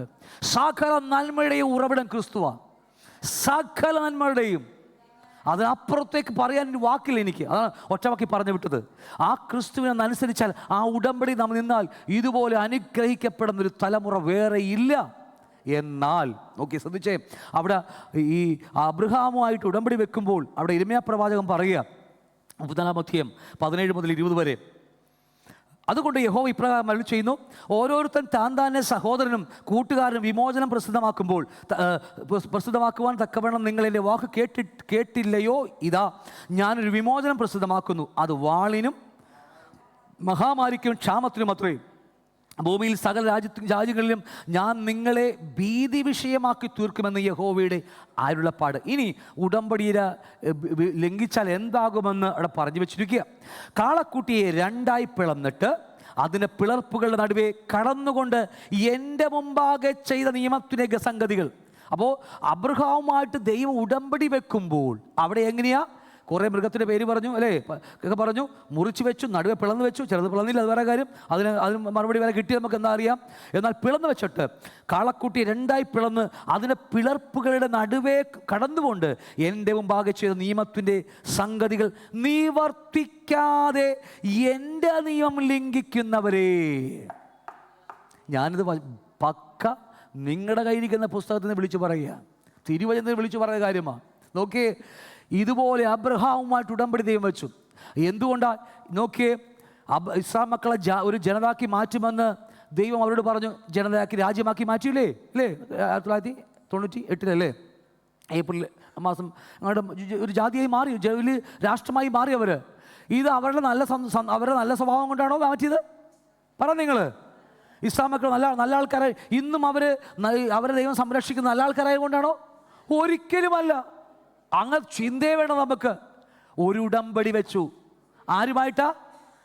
അബ്രഹാമുമായിട്ട്. ആ ഉടമ്പടി ഇന്നും യഹോവ ഓർക്കുന്നത് കൊണ്ട് അവർ ജീവനോട് അവിടെ ഇരിക്കുന്നത്. ഇറാൻ്റെ ചെറിയൊരു കുഞ്ഞു റോക്കറ്റ് വന്നാൽ മതി, പരിപാടി തീർന്ന്. 20, 21, 22 അറബ് രാജ്യങ്ങളാണ് ചുറ്റും കിടക്കുന്നത്. ആരാ? ഇത്ര നീളമുള്ള ഈ കേരളത്തിലെ പകുതി പോലും ഇല്ലാത്ത അല്ലേ ചെറിയൊരു രാജ്യമായി ഇസ്രായേലിൻ്റെ ചുറ്റിനും 22 അറബ് രാജ്യങ്ങളാണ് കിടക്കുന്നത്. ഒന്ന് തുമ്മിയാ മതി, അവിടുത്തെ കടലിൽ പോയി കിടക്കും. ഒന്ന് തുമ്മിയാ മതി 22 പേരും കൂടി. എന്നിട്ടും ഇന്നും അവിടെ മുമ്പിൽ നിറഞ്ഞു നിൽക്കുന്നത് എന്തുകൊണ്ടാണെന്നറിയാമോ? അബ്രഹാമിനോട് ദൈവം ചെയ്ത വാഗ്ദത്തം. എങ്ങനെയാണ് വാഗ്ദത്തം ചെയ്തത്? പിളർന്ന് വെച്ച് നടുവിൽ കൂടി തീപ്പന്തം എന്ന പോലെ യഹോവ കടന്നുപോയി അവനെ നിയമത്തെ ഉറപ്പിച്ച് അബ്രഹാമിന് കൊടുത്തു. അറിയുമോ? ആ നിയമമാണ് ഇന്നും അവർ അനുഭവിക്കുന്നത്. നമ്മൾ വല്ലപ്പോഴും സമയം കിട്ടിയ ഓർക്കുക, എൻ്റെയും നിങ്ങളുടെയും നടപ്പോ വായനയോ പഠിത്തമോ വിശുദ്ധ ജീവിതം കൊണ്ടല്ല, ഉടമ്പടി വെച്ചത് ഒരുവരുമായിട്ടാണ്. ഞാൻ അതിനെക്കുറിച്ച് പറയാൻ പോയാൽ എൻ്റെ സമയം പോകും, അത് വേറെ വിഷയമാണ്. കർത്താവായുള്ള ഉടമ്പടി നിൽക്കുന്നത് കൊണ്ടാ ഈ കാണിക്കുന്ന കരുണ അത് കളയാതിരിക്കുക സഹോദരങ്ങളായ. അതാണ് നമ്മൾ പറയുന്നത്, പോകാതിരിക്കുക, സൂക്ഷിക്കുക നമ്മൾ. എന്നിട്ട് പറയുക അത് നിവർത്തിക്കാതെ വന്ന ഒരു കാളക്കുട്ടി നിവർത്തി വെച്ചിട്ട് നടുവേ കൂടി കടന്നു പോയിട്ട് ദൈവം ഉടമ്പടി ഉറപ്പിക്കുമ്പോൾ അത് നിവർത്തിക്കാതെ നിന്റെ നിയമം ലംഘിക്കുന്നവരെ, കാളക്കുട്ടിയുടെ പിളപ്പിലൂടെ നടുവേ കടന്നുപോയ യഹൂദ പ്രഭുക്കന്മാരെയും യെരൂശലേം പ്രഭുക്കന്മാരെയും ഷണ്ഡന്മാരെയും പുരോഹിതന്മാരെയും ദേശത്തിലെ സകല ജനത്തെയും തന്നെ ഞാൻ ഏൽപ്പിക്കും. എന്നിട്ട് അടുത്ത വാക്യം പറയുക, അവരുടെ ശത്രുക്കളുടെ കയ്യിലും അവരുടെ പ്രാണഹാനി വരുത്തുവാൻ നോക്കുന്നവരുടെ കയ്യിലും ഞാൻ അവരെ ഏൽപ്പിക്കും. അവരുടെ ശവങ്ങൾ ആകാശത്തിലെ പക്ഷികൾക്ക് ഭൂമിയിലെ മൃഗങ്ങൾ ഇരയായിത്തീരും. ഇതെന്താണെന്നറിയാം? വായിച്ചാൽ മനസ്സിലാകത്തില്ല. അതുള്ള കാര്യം പറയാം, നമുക്ക് വായിച്ചാൽ പെട്ടെന്ന് മനസ്സിലാകത്തില്ല. നോക്കിയേ, ഈ നിയമം ലംഘിക്കുന്നവരെ കാളക്കുട്ടിയുടെ പിളർപ്പുകളിലൂടെ നടുവേ കടന്നുപോയ യഹൂദ പ്രഭുക്കന്മാരെയും അപ്പോൾ ഇവരൊക്കെ നിയമം ചെയ്ത ആൾക്കാരാ അല്ലേ? മോശയുടെ പ്രമാണത്തിൽ വിശ്വസിച്ച ആൾക്കാരാ, നിയമം ചെയ്തവരാ, ഒക്കെ ചെയ്ത ആൾക്കാരാ. ഇനി ഇവർ ആ പ്രമാണം, നിയമം, ആ ഉടമ്പടി ലംഘിച്ചാൽ, വാക്യം ഒറ്റ വാക്യമുള്ളൂ എടുക്കാൻ, ഇനി എന്നോട് ചേർന്ന വാക്കുകൾ ഇഷ്ടം പോലെയുണ്ട്, ഞാൻ എഴുതില്ല, ഇത് മാത്രം എഴുതി വെച്ചതാ. ചെയ്താൽ, നിങ്ങളെ ഞാനുമായി ചെയ്ത ഉടമ്പടി ലംഘിച്ചാൽ, ഞാൻ ഇതേക്കുറിച്ച് പറയില്ല, ഉടമ്പടിയെക്കുറിച്ച് പറയുക, ലംഘിച്ചാൽ എങ്ങനെ മൃഗത്തെ പിളന്നു പോയോ അതുപോലെ ഞാൻ പിളന്നു കളയുമെന്ന് അതിനർത്ഥം. ഞാൻ പറഞ്ഞ് മനസ്സാവുന്നുണ്ടോ? ദൈവം എങ്ങനെ മൃഗത്തെ പിളർന്നു വെച്ച് നടുവിൽ കൂടി കടന്നുപോയി വേർപെടുത്തിയോ അതുപോലെ കീറിക്കളയുമെന്നാ സങ്കീർത്തനക്കാരൻ പറയുന്ന വാക്കില്ലേ? എങ്ങനെയാ? ഞാൻ നിങ്ങളെ, നമ്മളെക്കുറിച്ചല്ല, പേടിക്കൊന്നും വേണ്ട, ഇസ്ലാം മക്കളെ കുറിച്ച് പറഞ്ഞതാ. നമ്മുടെ വിചാരം, അല്ലെ പൊതുവെയുള്ള വിചാരം, ദൈവമൊക്കെ ചിരിച്ച് കളിച്ചാൽ ചെയ്വൻ നമ്മുടെ കൂടെ ചിരിക്കും, കരഞ്ഞ് കാണിച്ചാൽ നമ്മുടെ കൂടെ ഇങ്ങനെ പോരുന്നൊക്കെയാണ്. അതൊക്കെ വേറെ ആളെ നോക്കിയാൽ മതി. നമ്മുടെ കർത്താവ് അത്ര വലിയ സകല ചിന്തകളെപ്പോലും നിരൂപണങ്ങളെപ്പോലും അറിയുന്ന കർത്താവ് നമ്മുടേത്. ഒരു കാപട്യവും നമ്മുടെ ഒന്നും അടക്കത്തിൽ ഇതുമാവട്ടെ ഇവിടെ. അപ്പോൾ അത്രമാത്രം വലിയ ഉടമ്പടി വെച്ച് നമുക്കറിയാം, നമ്മുടെ വേദത്തിൽ നമ്മുടെ വാക്യത്തിന് ഭാഗം ഒതുക്കി നിൽക്കാം. ദൈവം അങ്ങനെ അബ്രഹാമായി വെച്ചു. 400 വർഷക്കാലം അവർ എവിടെ പോയി ജീവിക്കേണ്ടി വന്നു? നമ്മുടെ വിഷയത്തിൽ മാത്രം ഒതുങ്ങി നിൽക്കാം, സമയം പോയി നീണ്ടുപോകും. എവിടെ പോയി അവർ? മിസ്രൈമിൽ അടിമകളായി ജീവിച്ചവർ 400 വർഷക്കാലം. എന്തുകൊണ്ടെന്നറിയാമോ? ഒരു ശിക്ഷയുടെ കാലമുണ്ട്. ഏത് കാലമാ? ആ ഉടമ്പടി ചെറിയൊരു വ്യത്യാസം കാണിച്ചു. അതിൽ നിമിത്തം 400 വർഷക്കാലം അവരെ പ്രവാസത്തിലേക്ക് വിടേണ്ടി വന്നു. പക്ഷെ ഒരു കാര്യമുണ്ട്, ഏത് ശിക്ഷയ്ക്കും കാലപരിധിയുണ്ട്. അത് നമുക്കാണെങ്കിലും അല്ലേ, ഏത് ശിക്ഷയ്ക്കും കാലപരിധിയുണ്ട്. അവർ കാലപരിധി ആയപ്പോൾ അവർക്ക് മനസ്സിലായി, നേരെ തിരിച്ച് അവർ മടങ്ങി, ദൈവം മടക്കി കൊണ്ടുവന്നു, കാലിലേക്ക് കൊണ്ടുപോയെന്ന് ചേർത്ത് നമുക്ക് എല്ലാവർക്കും അറിയാം. എന്തുവാകട്ടെ, ഇത് തന്നെയാ, കാലം തികഞ്ഞു, ഏതിൻ്റെയും ശിക്ഷയുടെ കാലം തികഞ്ഞു. ദൈവം നമ്മളെയും ആ ശിക്ഷയുടെ കാലപരിധിയിൽ നിന്ന് വിടുവിച്ചിട്ട് നമ്മളെ അപ്പൻ്റെ വീട്ടിലേക്ക് മടക്കി വരുത്തിയിരിക്കുക. മടങ്ങി പോകേണ്ടത് എൻ്റെ നിങ്ങളുടെ ഉത്തരവാദിത്തമാണ്. ഇനിയും വേണമെങ്കിൽ നമുക്ക് ഇവിടെ കിടക്കാം അല്ലേ? ഇഹലോകത്തിലേക്ക് വേണ്ടി മാത്രം ക്രിസ്തുവിൽ, ആ ജയിലിൽ ഗോതമ്പുണ്ടൊക്കെ വേണ്ടി മാത്രം ക്രിസ്തു പ്രത്യാശ വെച്ചാൽ കുഴപ്പമില്ല. വചനത്തെ ഞാൻ ഒന്ന് മാറ്റി എഴുതിയതല്ലേ, ഈ ഇഹലോകത്തിലെ ആ ജയിലിലെ ഗോതമ്പുണ്ടൊക്കെ വേണ്ടി മാത്രം ക്രിസ്തുവിൽ പ്രത്യാശ വെച്ചാൽ സകല മനുഷ്യരെക്കാളും അരിഷ്ടന്മാരത്രയെന്ന് വേണമെങ്കിൽ അങ്ങനെയും നമുക്ക് വചനം എഴുതി വെക്കാം. ഇനിയിപ്പോൾ പറഞ്ഞേക്കരുത്, ദൈവം വചനമൊക്കെ കോട്ടി മാറ്റിക്കളന്ന് പറഞ്ഞേക്കരുത്. എന്തുമാകട്ടെ, സന്തോഷം. കർത്താവ് നിങ്ങളെ സഹായിക്കട്ടെ. അപ്പോൾ ഇത് പലപ്പോഴും ഇത് ദൈവരാജ്യം നമ്മൾ അടച്ചു കളയുക. ഈ സത്യങ്ങൾ നമ്മൾ ഒരുപക്ഷെ നമ്മുടെ ജീവിതത്തിലൊക്കെ ഡെലിവറൻസ് ക്ലാസ്സിൽ വന്നവർക്ക് അറിയാം, തെറ്റ് വന്നു പോയാൽ ദൈവം ശിക്ഷയുണ്ട്. ചില സമയങ്ങളിൽ വർഷങ്ങളാണ്. ആ ദാവീദ് ചെയ്ത തെറ്റിന് ഇന്നും ദാവീദ് ശിക്ഷ അനുഭവിക്കുക. ആൾ സ്വർഗത്തിൽ എവിടെയും പോയി, റെസ്റ്റിംഗ് പ്ലേസിലേക്ക് പോയി, സ്വർഗമല്ല റെസ്റ്റിംഗ് പ്ലേസിലേക്ക് പുള്ളിക്കാരൻ പോയി. എന്നിട്ടും ഇന്നും പുള്ളിയുടെ ശിക്ഷ കഴിഞ്ഞിട്ടില്ല. എന്ത് ഞാൻ വല്ല തെറ്റുവല്ലം പറഞ്ഞു? എന്താ ഞാൻ പറഞ്ഞത് അല്ലേ? ദാവീദ് 900 വർഷം, 1000-ഓടടുത്ത് വരുന്ന ക്രിസ്തുവിന് വർഷവും ജീവിച്ച് മരിച്ചു പോയ ആളാ. ഇന്നും ആ പുള്ളി ശിക്ഷ അനുഭവിക്കുക. നിന്റെ വീട്ടിൽ നിന്ന് വാള് മാറത്തില്ല, അന്ന് കർത്താവ് പറഞ്ഞത്. ആ വാക്ക് ഇന്നും മാറിയിട്ടില്ല. എനിക്കന്ന് കണ്ണു പിടിച്ചിരിക്കുന്നില്ല, ഞാൻ വല്ല തെറ്റ് പറഞ്ഞു? ഇല്ല. ഇന്ന് ശിക്ഷിക്കപ്പെടുന്നില്ലേ പുള്ളി? എങ്ങനെയാ പറഞ്ഞോ? മത്തായി എടുത്ത് വായിച്ചാൽ മതി. മത്തായി എടുത്ത് പുസ്തകം വായിച്ച് വംശാവലി, ജനറോളജിയൊക്കെ വംശാവലിയെ കുറിച്ച് പറയുമ്പോൾ അവിടെ എന്താ എഴുതി വെച്ചിരിക്കുന്നത്? ഇത് ഇത്രയും എന്തോരം ഇവിടെ പറഞ്ഞിട്ടുള്ളതാ. വംശാവലിയെക്കുറിച്ച് എടുത്ത് പറയുമ്പോൾ അവിടെ എന്താ എഴുതി വെച്ചിരിക്കുന്നത്? ഊരിയാവിൻ്റെ ഭാര്യയായവളിൽ ജനിപ്പിച്ച ശലോമോൻ. ഇതിനെ കൂടുതൽ ശിക്ഷ വല്ലതും വേണോ? ഇത് ഞാൻ പറഞ്ഞത് മനസ്സിലാകുന്നില്ലേ? വല്ലവൻ്റെ ഭാര്യയിൽ ജനിച്ച കൊച്ചെന്നായി പറഞ്ഞത് എത്ര ഭയാനകമാണെന്ന് നോക്കി. ഇന്നും ആ ശിക്ഷ എന്താ നമ്മളെ പറഞ്ഞ നാട്ടുഭാഷ പറഞ്ഞ അല്ലേ, തേച്ചെന്ന് പറഞ്ഞത് കുട്ടികൾ പറഞ്ഞ നമ്മൾ ഇന്നും എത്ര ശിക്ഷയാണെന്നറിയാമോ? കാരണം അറിയാമോ, ഇതുപോലെ ദൈവത്തെ അറിഞ്ഞ ദൈവം ദാവീദിനെ അറിഞ്ഞു, ദാവീദ് ദൈവത്തെ അറിഞ്ഞു, ഇതുപോലെ അറിഞ്ഞ മനുഷ്യരാണ്. പക്ഷേ എന്ത് പറ്റിപ്പോയി? ചെറിയ കുത്തൊക്കെ കിടക്കുക നമ്മളെപ്പോലെ.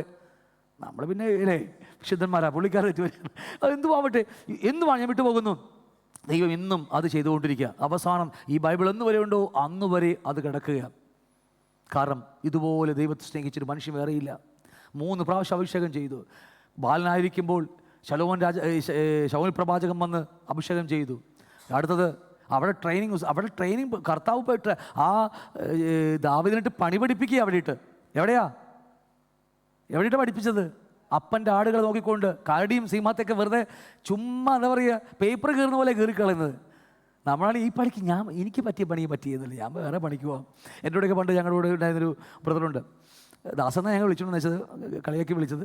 ആ പുള്ളിക്കാരൻ വലിയ അറിയപ്പെടുന്ന പ്രവാചകനാണ്. പുള്ളി പഞ്ചാബിൽ മിനിസ്ട്രിക്ക് വേണ്ടി പോയി. ഞങ്ങൾ പഞ്ചാബിൽ പോയി, കുറച്ചാൾ പോയി. ഒരു മാസം കഴിഞ്ഞപ്പോൾ മക്കൾക്ക് അവിടുത്തെ 2 മാസം കഴിഞ്ഞ് നിന്ന് പറഞ്ഞു, മക്കൾക്ക് അവിടെ അരി പിടിക്കുന്നില്ല, അവിടുത്തെ ചൂട് ഞങ്ങൾക്ക് പിടിക്കുന്നില്ല എന്നൊക്കെ പറഞ്ഞ് തിരിച്ചു പോകുന്നു. പരിപ്പൊക്കെ പിടിക്കുന്നില്ല. ഇന്ന് ലോകം അറിയപ്പെടുന്ന പ്രവാചകനാ. അത് പ്രവാചകൻ ആവട്ടെ, വിട്ടേക്ക്, നമ്മുടെ ഇൻറ്റിമേറ്റ് ഫ്രണ്ട്സാക്കാം. അപ്പോൾ എന്തുമാകട്ടെ, അപ്പോൾ എന്തുവാണെങ്കിൽ ഇതാ സംഗതി ഞാൻ വിട്ടുപോകുന്നു. ദൈവരാജ്യം പലപ്പോഴും നമ്മൾ അടച്ചു കളയുക. ദൈവ ശിക്ഷയുടെ കാലാവധി നമുക്ക് പറഞ്ഞു തന്നിരിക്കുക. നമ്മൾ ഇതാ പ്രസംഗിക്കേണ്ടത്. ദരിദ്രരോട് സുവിശേഷം അറിയിക്കുവാൻ കർത്താവ് നമ്മെ അറിയിച്ചിരിക്കുന്നു അല്ലേ? എന്താ നമ്മുടെ സുവിശേഷം?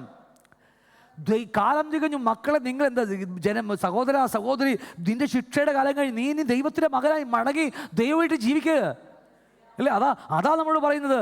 പക്ഷേ ഇന്ന് അനേകരും ദൈവരാജ്യം സ്വർഗരാജ്യം അടച്ചു കളയുക ഇന്ന്.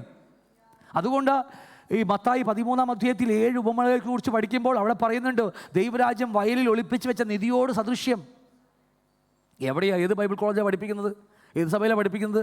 ഉണ്ടായിരിക്കുക, കുറേയൊക്കെ ഉണ്ട്, ഇല്ലെന്ന് ഞാൻ പറയുന്നില്ല. എങ്കിൽ പോലും അതൊന്നും പഠിപ്പിക്കാൻ നേരമില്ല ഇവിടെ നമുക്ക് അല്ലേ?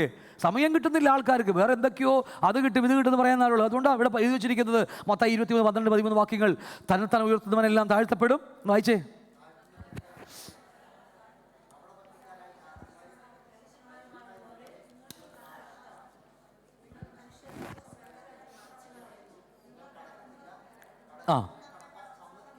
സമ്മതിക്കും. തന്നെത്താൻ ഉയർത്തുന്നവനെല്ലാം താഴ്ത്തപ്പെടും, തന്നെത്താൻ താഴ്ത്തുന്നവനെല്ലാം ഉയർത്തപ്പെടും. കപടഭക്തിക്കാരായ ശാസ്ത്രിമാരും പരീക്ഷന്മാരുമായുള്ളവരെ നിങ്ങൾക്ക് കഷ്ടം. അവിടെ 8 പ്രാവശ്യമാണ്, 7 പ്രാവശ്യം കറക്റ്റായിട്ട് ഒന്നിട്ട് ആവർത്തിച്ച് പറയുന്നുണ്ട്. 8 പ്രാവശ്യം അവിടെ കഷ്ടം എന്ന് എഴുതി വെച്ചിരിക്കുന്നത്. എന്നറിയാമോ? നരകവിധിയുടെ മുമ്പിൽ പോയി നിൽക്കുന്ന കാര്യമാണ് പറയുന്നത്, അല്ലാതെ ഇവിടുത്തെ കാര്യമൊന്നും അല്ല ഈ കഷ്ടം എന്ന് പറയുന്നത്. കർത്താവിൻ്റെ ഒരു വാക്കുകൾ വളരെ വളരെ ശ്രദ്ധിച്ച് പഠിച്ചാൽ മത്തായി 7-ാം അധ്യായം നിത്യമായ ന്യായവിധിയെക്കുറിച്ചാണ് പറയുന്നത്. ഇടുക്കുവാതിൽ ന്യായവിധിയെക്കുറിച്ച് പറയുന്ന കാര്യമാണതല്ല. അവിടെ ഇത് തന്നെ പറയുന്നത്. കഷ്ടം എന്ന് പറഞ്ഞാൽ നിത്യമായ നരകത്തിന്, ഇല്ലെങ്കിൽ എന്താ പറയുക, ആ വൈറ്റ് ട്രോൺ വെള്ളസിംഹാസന ന്യായവിധി മുമ്പിൽ പോയിക്കുമ്പോൾ കഷ്ടമെന്നാണ് പറയുന്നത് അവരോട്. നിങ്ങൾ എന്ത് ചെയ്യുന്നു? കപടഭക്തിക്കാരെ ശാസ്ത്രിമാർ, നിങ്ങൾ ഉപദേശിക്കുന്നുണ്ട്. ആ 23-ാം അധ്യായം മുഴുവനും പഠിച്ചത് തന്നെയാണ്. നിങ്ങളൊക്കെ ചെയ്യുന്നുണ്ട്. കരയും കടന്ന് നിങ്ങൾ ആൾക്കാരെ മതത്തിൽ ചേർക്കുന്നുണ്ട്. ഇഷ്ടംപോലെ ഇല്ലേ ഇവിടെ? ഇഷ്ടംപോലെ സമൃദ്ധിയുടെ സുവിശേഷം പ്രസംഗിക്കുന്ന ഇഷ്ടംപോലെ ഇല്ലേ? കടലും കടന്ന് മതത്തിൽ ചേർക്കും. എല്ലാം മേടിക്കുക നമുക്കല്ലേ? കിട്ടാൽ 1 ഇട്ട് 2 കിട്ട് 2 ഇട്ട് 4 കിട്ടും എന്നൊക്കെ പറഞ്ഞു കൊടുത്ത് അവരെ വഞ്ചിച്ച് അവരോ കടക്കുന്നില്ല, കടക്കാൻ ആഗ്രഹിക്കുന്നവരെയും കടത്തുന്നില്ല. അത് തന്നെ ഇവിടെ പറയുന്നത്. കപടഭക്തിക്കായ ശാസ്ത്രിമാരും പരീക്ഷന്മാരും ഉള്ളവരെ നിങ്ങൾക്ക് കഷ്ടം. ഈ കഷ്ടം എന്ന് പറയുന്ന വാക്ക് ന്യായവിധിയെക്കുറിച്ച് പറയുന്ന വാക്കാണ്. അത് പറയുക, നിങ്ങൾ മനുഷ്യർക്ക് സ്വർഗരാജ്യം അടച്ചു കളയുന്നു. അതാ കർത്താവ് പ്രസംഗിച്ചത്. നിങ്ങൾക്കിനി കർത്താവിൻ്റെ നാട്ടിലേക്ക്, അല്ലെങ്കിൽ ദൈവം ഭരിക്കുന്ന രാജ്യത്തേക്ക്, അല്ലെങ്കിൽ ദൈവത്തിൻ്റെ സ്വന്തം നാട്ടിലേക്ക് നിങ്ങൾക്ക് കടന്നു പോകാം. നിങ്ങൾ അപ്പൻ്റെ വീട്ടിലേക്ക് നിങ്ങൾക്ക് പോകാം. നിങ്ങളുടെ ശിക്ഷ കഴിഞ്ഞു. പക്ഷേ അത് പറയാൻ നമുക്ക് നേരമില്ലല്ലോ. നിങ്ങളെവിടെ ഞാൻ വലിയവനാക്കും? എവിടെയാ? ഈ ഭൂമിയിലല്ല, ഈ ലോകമല്ല.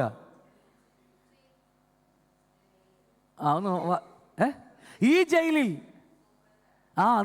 നിങ്ങളെ ഈ ജയിലിൽ ഞാൻ സമ്പന്നനാക്കുന്ന. അപ്പോൾ ഈ സ്വന്തം നമ്മുടെ ഹൃദയം അതിലേക്ക് പിതാവിൻ്റെ വീട്ടിലേക്ക് തിരിക്കേണ്ടവർ ഇവിടെ കിട്ടുമെന്ന് പറഞ്ഞാൽ പിന്നെ നമുക്ക് മുഴുവൻ ഇതാ മോഹങ്ങളുമായിട്ടാണ് ഇവിടെ വന്നിരിക്കുന്നതല്ലേ? പണ്ടേ നമ്മൾ ലോകത്തിൽ കിടന്ന ആൾക്കാരാണ്, അതായിട്ടേക്ക് വന്നിരിക്കുന്നത്. ഈ സഭക്കകത്ത് പഠിപ്പിക്കേണ്ടതാ നമ്മളെ ഹൃദയത്തെ തിരിക്കുക എന്നുള്ളതാണ്. പക്ഷേ ഇവിടെയും വന്നിട്ട് ഇത് തന്നെയാണെങ്കിലോ, സ്വർഗരായി നമ്മൾ ആർക്കടച്ചു കളയുക? അവർക്കടച്ചു കളയുക. കാരണം നമ്മൾ കടന്നിട്ടില്ലല്ലോ. എൻ്റെ അകത്തുള്ളതല്ലേ എനിക്ക് നിങ്ങൾക്ക് തരാൻ പറ്റത്തുള്ളൂ. അങ്ങനെയല്ലേ? യെസ്, അതാണ് സ്വർഗരാജ്യം അടച്ചു കളയുന്നു. കാരണം എൻ്റെ ഹൃദയം ദൈവരാജ്യം സമീപിച്ചിരിക്കുന്നു കർത്താവ് പറഞ്ഞിട്ട്, ഞാൻ നമ്മുടെ കടന്നു വരുന്നവരെ വിശ്വാസികളെല്ലാം ഹൃദയം, നിങ്ങൾക്കൊരു അപ്പനുണ്ട്, നിങ്ങളുടെ ശിക്ഷ കഴിഞ്ഞ് മടങ്ങിപ്പോയി എന്ന് പറഞ്ഞ് അവരെ തുന്തിത്തള്ളി വിടുകയാണ്. പക്ഷെ അതിന് പകരം എന്താ അറിയുമോ? ദൈവം നിങ്ങളിവിടെ അനുഗ്രഹിക്കാൻ പോവുകയാണ്. ഞാനിപ്പോൾ ഫ്ലൈറ്റ് കാണുന്നുണ്ട്.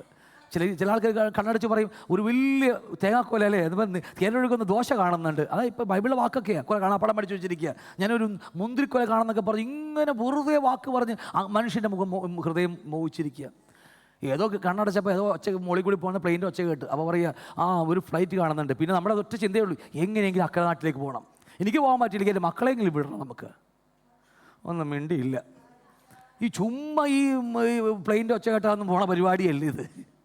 അങ്ങനെ ഇപ്പോൾ നമ്മൾ അവിടെ ജനിപ്പിച്ചാൽ പോരായിരുന്നു കർത്താവിന്? കർത്താവ് തെറ്റുപറ്റിയതല്ലപ്പാ. നമ്മൾ അവിടെ ജനിപ്പിച്ചാൽ പോരെ? ഞാനൊക്കെ പണ്ടൊക്കെ ആലോചിച്ചിട്ടുണ്ട്. ഞാൻ സിനിമയിലൊക്കെ ഉള്ള കാലത്ത് ഞാൻ ഈ കർത്താവ് ആ സായിപ്പും അവിടെയൊക്കെ ജനിച്ചിരുന്നെങ്കിൽ അത് വെളുത്തിരുന്നേനെ. ഈ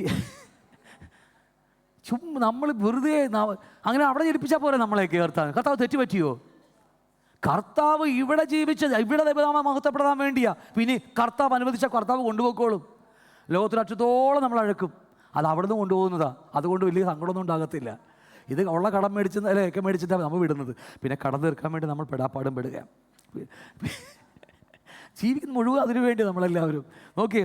അതുകൊണ്ടാണ് ദൈവരാജ്യം മനുഷ്യർ ദൈവരാജ്യം നിങ്ങൾ കടക്കുന്നവരെ കടപ്പാൻ സമ്മതിക്കുന്നതുമില്ല. ഇതാ കർത്താവെന്ന് സുവിശേഷം പറഞ്ഞത്. ദൈവരാജ്യം സമീപിച്ചിരിക്കുന്നു, അതിലേക്ക് കടക്കുവാനുള്ള എൻട്രിയാണ്, വഴിയാണ് ഞാൻ. നിങ്ങൾക്ക് ആ വഴി ഞാൻ തുറന്നു വെച്ചിരിക്കുക, ആ വഴി കാണിച്ചു കൊടുക്കുക. ആ ജയിലിൽ നിന്ന് എന്ന ഗേറ്റ് തുറക്കും, ഇന്ന് ഗേറ്റ് എന്നല്ലേ പറയണം, എന്താ പറയുക, സെൻട്രൽ ജയിലിൻ്റെ ഗേറ്റാണ് അല്ലേ. ഇനി കുനിഞ്ഞു കയറാന്നൊക്കെ പറയില്ലേ പണ്ട്, കുനിഞ്ഞു കയറുമ്പോൾ ഇടിച്ചു കയറുന്നൊക്കെ പറഞ്ഞിട്ടുണ്ട് അല്ലേ. കുനിഞ്ഞു കയറുന്ന ആ ജയിലൊക്കെ തുറന്നു വെച്ചിരിക്കുകയായിട്ട് ഗേറ്റ്. അപ്പുറത്തെ ഉന്നി വിടുക എന്നുള്ളതാണ് ഈ ഒരു ദൈവാസന്മാരുടെ ജോലി. അവരെ ചവിട്ടി തള്ളി വിടുക, ചവിട്ടുമ്പോൾ തിരിച്ചു കൊത്തുക നമ്മളല്ലേ. നമ്മൾ ചവിട്ടി വിടുക, തിരിഞ്ഞു പോ, കർത്താവ് നിങ്ങൾ കാത്തിരിക്കുക, പിതാവ് നിങ്ങൾ ശിക്ഷ കഴിഞ്ഞ് പോന്ന് വിടുക. പക്ഷെ നാവിന്ന് ഗോതമ്പുണ്ട് രുചി പാറിട്ടില്ല, അതാണ് പ്രശ്നം നമുക്ക്. അപ്പോൾ ഇതൊന്നും മറന്നു പോകരുത്. ഇത്രയും വലിയ കാര്യമാണ് നമ്മുടെ ഉത്തരവാദിത്വം. ആ ദൈവരാജ്യം നമ്മുടെ കാലപരിധി കഴിഞ്ഞു, ശിക്ഷാവിധി കഴിഞ്ഞു, ആ ദൈവരാജ്യത്തിലേക്ക് നമ്മെ മടക്കി വിടുക എന്നുള്ളതാണ് നമ്മുടെ ആവശ്യം. നമുക്കറിയാം ലൂക്കോസ് 11:52 പറയുന്നു, ന്യായശാസ്ത്രിമാരായ നിങ്ങൾക്ക് അയ്യോ കഷ്ടം. ഈ അയ്യോ കഷ്ടം എന്ന് പറയുമ്പോൾ വെറുതെ തമാശക്ക് ഈ ചുമ പുട്ടിനിടെ പീരിട്ട പോലെ പറഞ്ഞതല്ല അയ്യോ കഷ്ടമെന്ന്. ഈ പറഞ്ഞ മുഴുവനും ന്യായവിധിയെക്കുറിച്ചാണ് പറയുന്നത്. പരീക്ഷന്മാർ, കപടഭക്തന്മാർ, ശാസ്ത്രിമാർ, അവരെക്കുറിച്ച് പറയുമ്പോൾ നിങ്ങളെ ഞാൻ പിടിക്കുമെന്നാണ് പറയുന്നത്. നമ്മളോട് എന്താ പറയുക കർത്താവ് പറഞ്ഞത്? മത്തായി 7-ാം അധ്യായത്തിൽ, ഞാൻ എടുത്തില്ല, പിന്നെ എപ്പോഴെങ്കിലും എടുക്കുക അതിനെക്കുറിച്ച്. എന്താ? കർത്താവെന്ന് വിളിക്കുന്നവരുമല്ലേ പിതാവിന് ഇഷ്ടം ചെയ്യുന്നവർ ദൈവരാജ്യം അവൻ്റെ ഭൂതങ്ങൾ പുറത്താക്കി പ്രവേശിച്ചു എന്നൊക്കെ പറഞ്ഞ് ഇങ്ങനെ കർത്താവ് വിശദമായി പറയുന്നത് എന്തുകൊണ്ടാണ്? ഞാൻ നിങ്ങളെ അറിയുന്നത് പോലുമില്ല. ലൂക്കോസിലൊക്കെ പറഞ്ഞിട്ടില്ല, എത്ര മാസം പറഞ്ഞിരിക്കുന്നത്, ഞാൻ നിങ്ങളെ അറിഞ്ഞിട്ടില്ല. 80% വിശ്വാസികളെന്നൊക്കെ പറഞ്ഞ് നരകത്തിലേക്ക് എന്നൊക്കെ പറഞ്ഞ് അതുകൊണ്ടാണ് എഴുതി വെച്ചിരിക്കുന്നത്. ഞാൻ വിട്ടുപോകുന്നു. അത് പറയാം, നിങ്ങൾ അയ്യോ കഷ്ടം, നിങ്ങൾ പരിജ്ഞാനത്തിലെ താക്കോൽ എടുത്തു കളയുന്നു. അതിൻ്റെ അർത്ഥവാക്യം പറയുക, നിങ്ങൾ തന്നെ കടക്കുന്നില്ല, കടക്കുന്നവരെ തടുത്തും കളയുന്നു. നോക്കേ, ഇവിടെ പറയുന്നു നിങ്ങൾ തന്നെ കടക്കുന്നു. ഞാൻ കടന്നാലല്ലേ അവരെ കടത്താൻ പറ്റത്തുള്ളൂ, എനിക്കോ കടക്കാൻ പറ്റത്തില്ല. അപ്പോൾ ഈ ഒരു പാപം ചെയ്ത ഒരു വ്യക്തിയുടെ പ്രശ്നം എന്ന് പറയട്ടെ, പാപം ചെയ്ത് കഴിഞ്ഞാൽ മറ്റുള്ളവരെ അതേ പാപത്തിൽ വീഴ്ത്താൻ അവൻ ശ്രമിച്ചുകൊണ്ടിരിക്കും. ഇവരാണ് എന്നും എവിടെ എല്ലായിടത്തും ഉണ്ട്. കുടുംബത്തിൽ കാണാം അല്ലേ, സഭകൾക്കകത്ത് കാണാം, ലോകത്തിലെ എല്ലായിടത്തും കാണാം. ഒരു കൂട്ടരുണ്ട്, അവർ ആ വീണായാൽ അവർ മറ്റുള്ളവരെ വീഴ്ത്തും. ഹലോ എന്നൊക്കെ വിളിച്ച് തേനൊഴുകുന്ന വാക്കൊക്കെ പറയാറില്ല ഇടയ്ക്കിങ്ങനെ. ഹലോ സിസ്റ്റർ സുഖമാണെന്ന് ചോദിക്കുമ്പോൾ ഓർത്താൽ മതിയത്. ഇതൊക്കെ തന്നെ, വേറെ എവിടെ പോകാൻ? അതൊക്കെ വാ തുറക്കുമ്പോൾ നമുക്കറിയാം അകത്ത് പരിശുദ്ധാത്മാവാണ് നമ്മുടെ അകത്ത്. നമ്മൾ പ്രാപിച്ചതും ദൈവജീവൻ പ്രാപിച്ചത് അതിനു വേണ്ടിയാ. ഓക്കെ, എന്തുമാകട്ടെ. അപ്പം അതുകൊണ്ട് അത് പറയാ, നിങ്ങൾ തന്നെ കടക്കുന്നില്ല, കടക്കുന്നവരെ തടുത്തു കളയുന്നു. അടുത്ത വാക്യം പറയാം, നിങ്ങൾ പരിജ്ഞാനത്തിലെ താക്കോൽ. ഏതാ ഈ പരിജ്ഞാനത്തിൻ്റെ താക്കോല്? മറ്റേ വീടിൻ്റെ താക്കോലാണോ? ഏതത്? പരിജ്ഞാനത്തിൻ്റെ താക്കോൽ നിങ്ങളത് എടുത്തു കളഞ്ഞു. ഇത് എത്ര നേരം ഭർത്താവ് എന്താ 3.5 വർഷക്കാലം പ്രസംഗിച്ചതെന്താ? ശിഷ്യന്മാരെന്താ പ്രസംഗിച്ചത്? ഇന്ന് കേൾക്കാത്തതെന്താ? ഡോർ തുറന്നു വെച്ചിരിക്കുക. ആ ദൈവരാജ്യത്തിലേക്ക് കടക്കെന്ന് പറയുക. ആ വചനം നമുക്ക് തന്നിരിക്കുക. അതിലെ താക്കോൽ പൂട്ടിയ. ശരിക്കും പറഞ്ഞാൽ താക്കോൽ നമ്മുടെ കയ്യിലുണ്ട്, പക്ഷേ തുറന്ന് കയറുവാൻ നമുക്ക് പറ്റുന്നില്ല. പരിജ്ഞാനത്തെ താക്കോൽ നമ്മുടെ കയ്യിൽ ഏൽപ്പിച്ചു. ഏതാ? ഞാനാകുന്ന വാതിൽ ഒന്ന് തുറന്നകത്ത് കയറിയാൽ മതി. തുറക്കാനുള്ള വാതിൽ നമുക്കുണ്ട്. എന്താ? നാഥുമായി സ്വീകരിച്ച് റോമർ 10:9-10 പറയുന്നില്ലേ? എന്താ മറന്നുപോയാലോ വായില്? യേശുവിനെ കർത്താവ് നാഥൻ കൊണ്ട് ഏറ്റു പറയും, മരിച്ചുവിടെ അല്ലേ ഉയർപ്പിച്ചു വന്ന ഹൃദയം കൊണ്ട് വിശ്വസിക്കുകയും ചെയ്താൽ പറയുന്ന വാക്ക് ഒന്ന് താക്കോട്ട് തുറന്നാൽ മതി, അകത്തേക്ക് കടക്കാം. പക്ഷെ എന്തിനാ കടക്കുന്നത്? ഇന്ന് കടന്നിട്ട് ഇങ്ങനെ നിൽക്കുക. ഇഷ്ടംപോലെ ദൈവരാജ്യത്തിൽ ആ ഡോറ് ചിലത് അകത്ത് കടന്നു നിങ്ങൾ നിൽക്കുക. ഈ അന്തം കണ്ട പിരിച്ചാഴി എന്ന് പറയും, പന്തം കണ്ട പിരിച്ചാഴിയെ പോലെ നിങ്ങൾ നിൽക്കുക. അകത്തൊരാൾ വന്നിട്ടുണ്ട്, സകല സത്യത്തിനും വഴി നടത്തി എന്നെ എത്തിക്കാൻ വേണ്ടി പറ്റുന്ന ഒരാൾ. അതിലേക്ക് നോക്കാതെ ഒന്നും മിണ്ടുന്നില്ല നമുക്ക്. ഇങ്ങനെ തപ്പുക, അയ്യോ പാസ്റ്റർ ഇങ്ങനെ തപ്പിക്കൊണ്ടിരിക്കുക. അതല്ല, നമുക്ക് വഴി തെറ്റാതിരിക്കാൻ, ആര് പഠിപ്പിച്ചില്ലെങ്കിലും വഴി തെറ്റാതിരിക്കാൻ, സകല സത്യത്തിനും വഴി നടത്തുവാൻ ഒരുത്തൻ നമ്മുടെ അകത്ത് വന്നു കഴിഞ്ഞു. ആ ഡോർ തുറക്കുമ്പോൾ, ആ ദൈവരാജ്യത്തിലേക്ക് കടക്കുമ്പോൾ, പക്ഷേ ഇത് കടത്തുന്നത് പോയി ഇവിടെ എന്താ ചോദിച്ചത്, കടത്തുന്നവരെ തടുത്തും കളയുക. ആഗ്രഹമുണ്ട് എല്ലാവർക്കും, പക്ഷേ അതല്ലെന്ന് പറഞ്ഞു കളയും നമ്മൾ.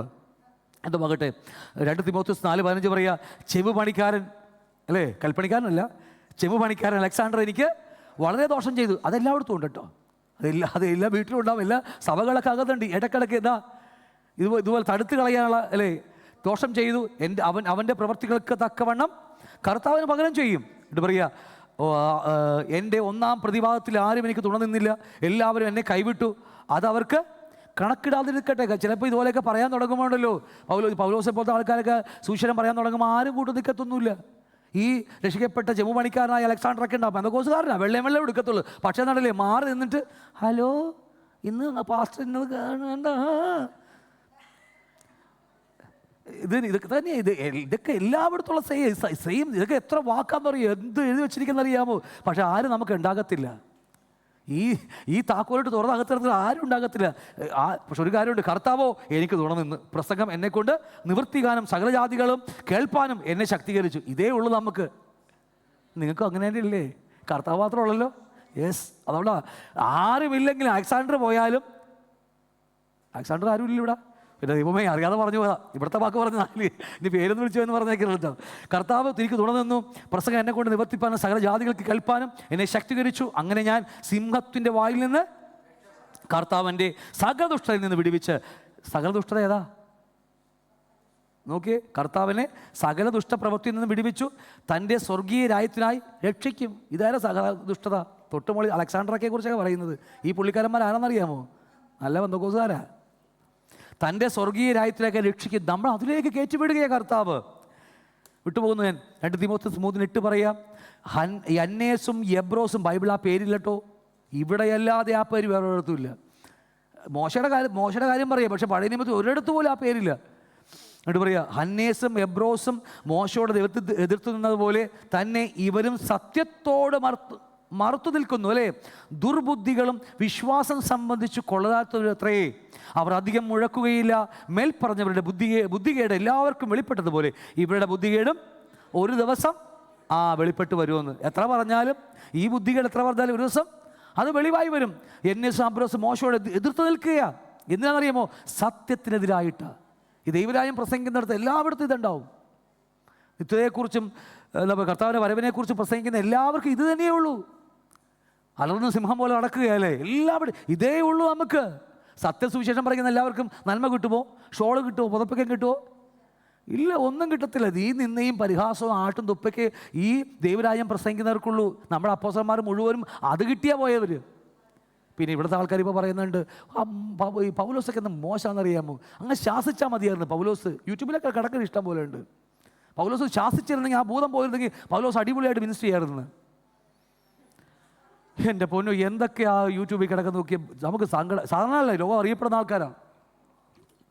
എന്തുമാകട്ടെ, അപ്പോൾ ഇതുപോലെ സത്യത്തിന് വിപരീതമായി നിൽക്കുന്ന എല്ലായിടത്തും ഇങ്ങനത്തെ ആൾക്കാരുണ്ട്. കാരണം ദൈവരാജ്യത്തിന് താക്കോൽ അടച്ചു കളയുക. ആ പരിജ്ഞാനത്തിന് താക്കോൽ അത് പൂട്ടി പോക്കറ്റിലിടുക. പോക്കറ്റിലിട്ട് അത് പോക്കറ്റിലിടാൻ പോലും, അത് എന്തെങ്കിലും അറിഞ്ഞാലേ, അത് വില അറിഞ്ഞാലേ പോക്കറ്റിലിടാൻ പറ്റുള്ളൂ. അതുപോലുമില്ല. 1 തെസ്സലോനിക്കർ 2:15-16 നമ്മുടെ കർത്താവായ യേശുക്രിസ്തുവിൻ്റെ മഹത്വം പ്രാപിക്കാനല്ലോ അവൻ നിങ്ങളെ സുവിശേഷ ഘോഷണത്താൽ നിങ്ങളെ രക്ഷയ്ക്ക് വിളിച്ചത്. ആ ദൈവരാജ്യം തരുവാൻ വേണ്ടി നമ്മളെ വിളിച്ചിരിക്കുന്നത് അല്ലേ. അതിൻ്റെ താക്കോല ഈ അടച്ചു വെച്ചിരിക്കുന്നത്, അനേകരും അടച്ചു വെച്ചിരിക്കുന്ന ആ താക്കോല. ഞാൻ വിട്ടുപോകും, നമ്മുടെ സമയം വിട്ടുപോകുക. കർത്താവിനറിയാം. കർത്താവ് പ്രസംഗിച്ചപ്പോഴും ഇത് തന്നെയാണ്. യോഹന്നാൻ 9:22 യഹൂദന്മാരെ ഭയപ്പെടുകയുണ്ടത്രേ. അവിടെ തൊട്ട് അമ്മപ്പന്മാർ ഇവൻ ഞങ്ങളുടെ മകനെന്നും കുരുടനായി ജനിച്ചവനെന്നും ഞങ്ങൾ അറിയുന്നു, എന്നാൽ കണ്ണ് കാണുന്നത് എങ്ങനെയെന്ന് അറിയുന്നില്ല എന്നൊക്കെ പറഞ്ഞു വേണ്ടി യഹൂദന്മാർ ഭയപ്പെടുകൊണ്ടത്രേ. അവനെ അമ്മപ്പന്മാർ ഇങ്ങനെ പറഞ്ഞത്, അവനെ ക്രിസ്തു എന്ന് പറയുന്നവൻ പള്ളിഭൃക്ഷനാകണമെന്ന് യഹൂദന്മാർ തമ്മിൽ പറഞ്ഞിരുന്നു അല്ലേ. പേടിയാ, ജനങ്ങൾക്ക് ഭയങ്കര പേടിയാ. നിങ്ങൾ പള്ളി പെന്തക്കോസ്ത് മീറ്റിങ്ങിന് പോയാൽ നിങ്ങൾ മരിച്ചാൽ ഞാൻ നിങ്ങളെ പള്ളിയിൽ അടക്കത്തില്ല, അച്ഛന്മാർ പറയില്ല. കേട്ടല്ലേ നിങ്ങൾ? അടക്കത്തില്ല. നിങ്ങളെ മക്കളെ വിവാഹം വന്നാൽ പള്ളിയിൽ നിന്ന് യാതൊരു പെന്തക്കോസ്ത് അവിടെ മറ്റേ ഇത് പള്ളി കേട്ടിട്ടുണ്ട്. ഞാൻ ഇപ്പോൾ ഇവിടെ കേട്ടിട്ടുണ്ട്. അപ്പോൾ ഇതൊക്കെ തന്നെ ഇതുപോലെ. പക്ഷേ ജനങ്ങൾ അറിയാം, പേടിച്ചു പോകും. പേടിച്ചു. ഇതൊക്കെ തന്നെയാണ് അന്നും സെയിം കാര്യം തന്നെയാണ്. സത്യത്തിലെന്നറിയാം, ഇതൊരു ജയജീവിതമാണ്.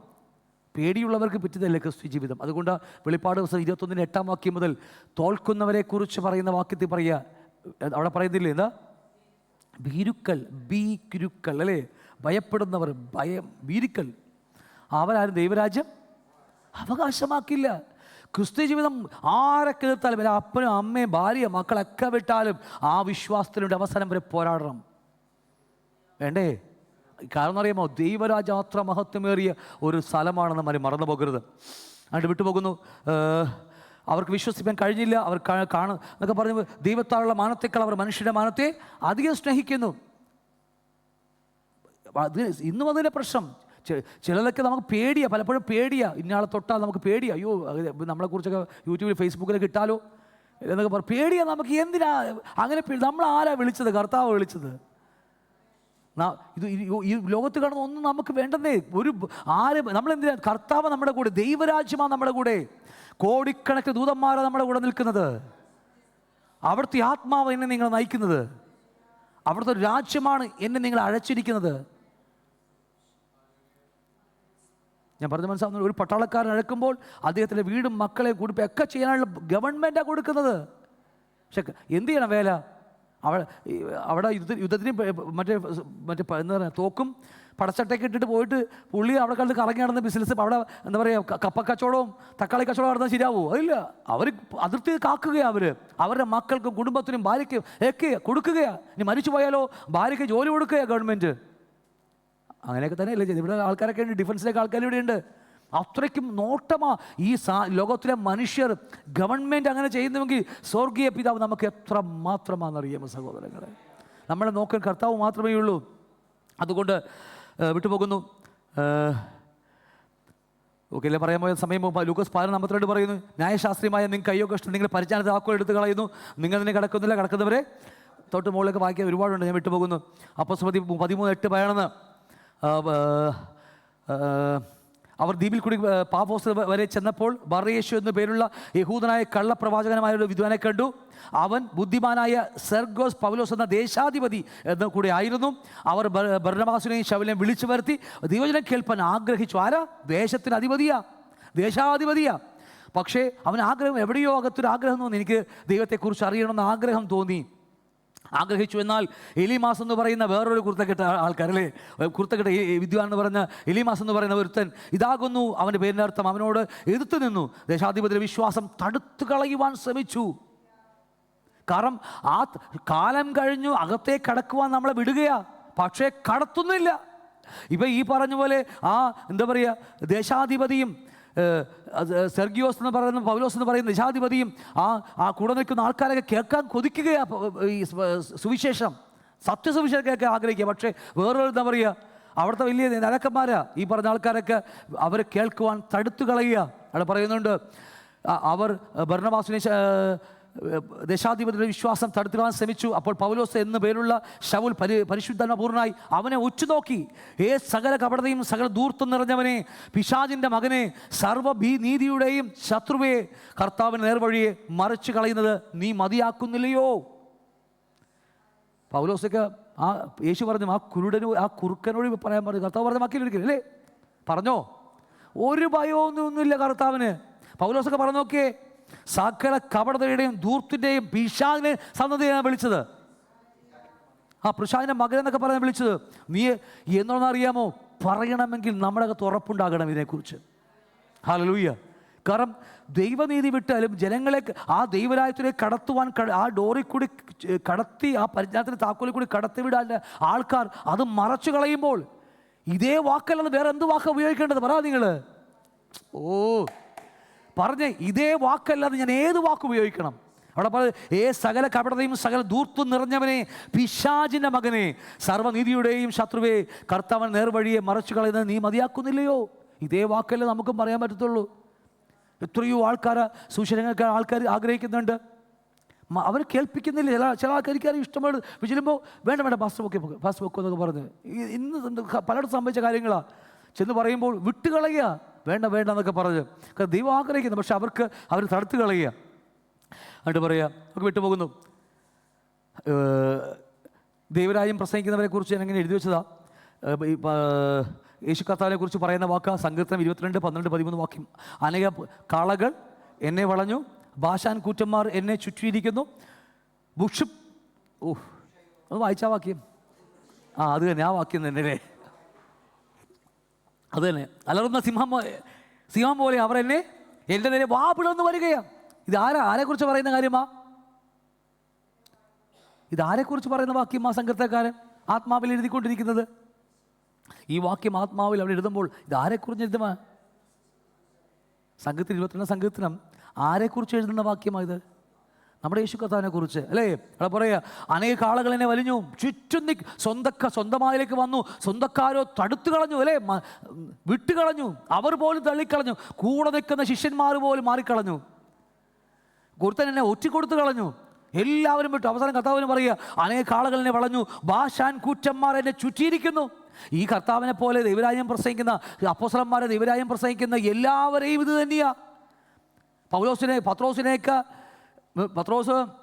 ഇടയ്ക്ക് ഈ പേടുത്തൂറി ഈ പറഞ്ഞ അവസാനം ഒരു ചരിത്രം പഠിപ്പിക്കുന്നത് ഇങ്ങനെയാണ്. പുള്ളിക്കാരൻ്റെ വയസ്സായപ്പോൾ വൃദ്ധനായി എല്ലാം കഴിഞ്ഞു പോയപ്പോൾ പിടിക്കാൻ വരിക അദ്ദേഹത്തെ പത്രോസിന് ഓടുകയാണ്. ഇത് അവസാന നാളുകൾ വയസ്സായ വൃദ്ധനായ ശേഷം പറയുന്ന കാര്യമാണ്. ചരിത്രത്തിൽ പഠിച്ചാണ്ടോ, വേറെ ഹിസ്റ്ററി പഠിച്ചതാണ്. പത്രോസ് ഓടിക്കളയുക പേടിച്ചിട്ട്. വഴിയാത്രയിൽ കർത്താവ് പറഞ്ഞ്, എൻ്റെ പൊന്നുമോനെ, ഞാൻ നിന്നെ വിളിച്ചത്? നീ ഇത് കണ്ട് നിന്നെ കൊല്ലുന്നവരെ പേടിച്ച് നീ എങ്ങോട്ടാണ് ഈ ഓടുന്നതൊക്കെ പറഞ്ഞ് ചരിത്രം പറയുക. നമുക്കറിയത്തെ എത്രയോ ശരിയാണെന്ന് അറിയില്ല, പക്ഷേ സത്യമാണ് ആ കാര്യം. എന്തുമാവട്ടെ, ആദ്യം തിരിച്ച് പത്രോസ് മടങ്ങി വരികയാണ്. മടങ്ങി വന്നിട്ട് ആ ശിക്ഷിക്കാൻ കൊല്ലാൻ വിളിച്ചവരുടെ മുമ്പിലേക്ക് വന്നിട്ട് നിവർന്നു പറഞ്ഞു, എന്നെ നിങ്ങൾ കൊന്നു, പക്ഷേ യേശുവിനെ കൊന്നതുപോലെ ആവരുത്. ഞാൻ അവൻ്റെ കാലുകൾ ചുംബിച്ചുകൊണ്ട് മരിച്ചോളാം എന്ന് പറഞ്ഞ് തലകീഴായി എന്നെ ക്രൂശിക്കാൻ പറഞ്ഞോ? വായിച്ചിട്ട് നിങ്ങൾ എവിടെയെങ്കിലൊക്കെ? യെസ്, യഥാർത്ഥ ഭക്തന്മാർ. ഈ ലോകം നമ്മളെ തള്ളിക്കളയും, നമ്മളെ ശിക്ഷിക്കും. കൂടെ നിൽക്കുന്നവർ പൗലോസ് പറഞ്ഞില്ലേ, കൂട്ടു സഹോദരന്മാരിൽ നിന്ന് എനിക്ക് കിട്ടി. കൂടെ നടക്കുന്നവരാ. ഇതൊക്കെ ദൈവരാജ്യത്തെക്കുറിച്ച് സാക്ഷാൽ സത്യോപദേശം പ്രസംഗിക്കുന്നവർക്ക് എല്ലാം ഇതൊക്കെ തന്നെ ഉണ്ടാകുള്ളൂ നമുക്ക്. എന്തുകൊണ്ടാവട്ടെ, എന്നിട്ട് പറയുക, നീ യഹോവയെ അകന്നിരിക്കരുതേ, എന്നെ തുണയാളുള്ളവർ എന്നെ സഹായിക്കണം എന്നൊക്കെ പറഞ്ഞ് വാക്ക് വരിക. വിട്ടുപോകുന്നു. ഇരിമ്യ 18:18 പറയുക, എന്നാൽ അവർ വരുവിൻ, നമുക്ക് ഇരിമ്യാവിൻ്റെ വചനം, ഇരിമ്യൻ്റെ നേരെ ഉപായങ്ങളെ ചിന്തിക്കാം.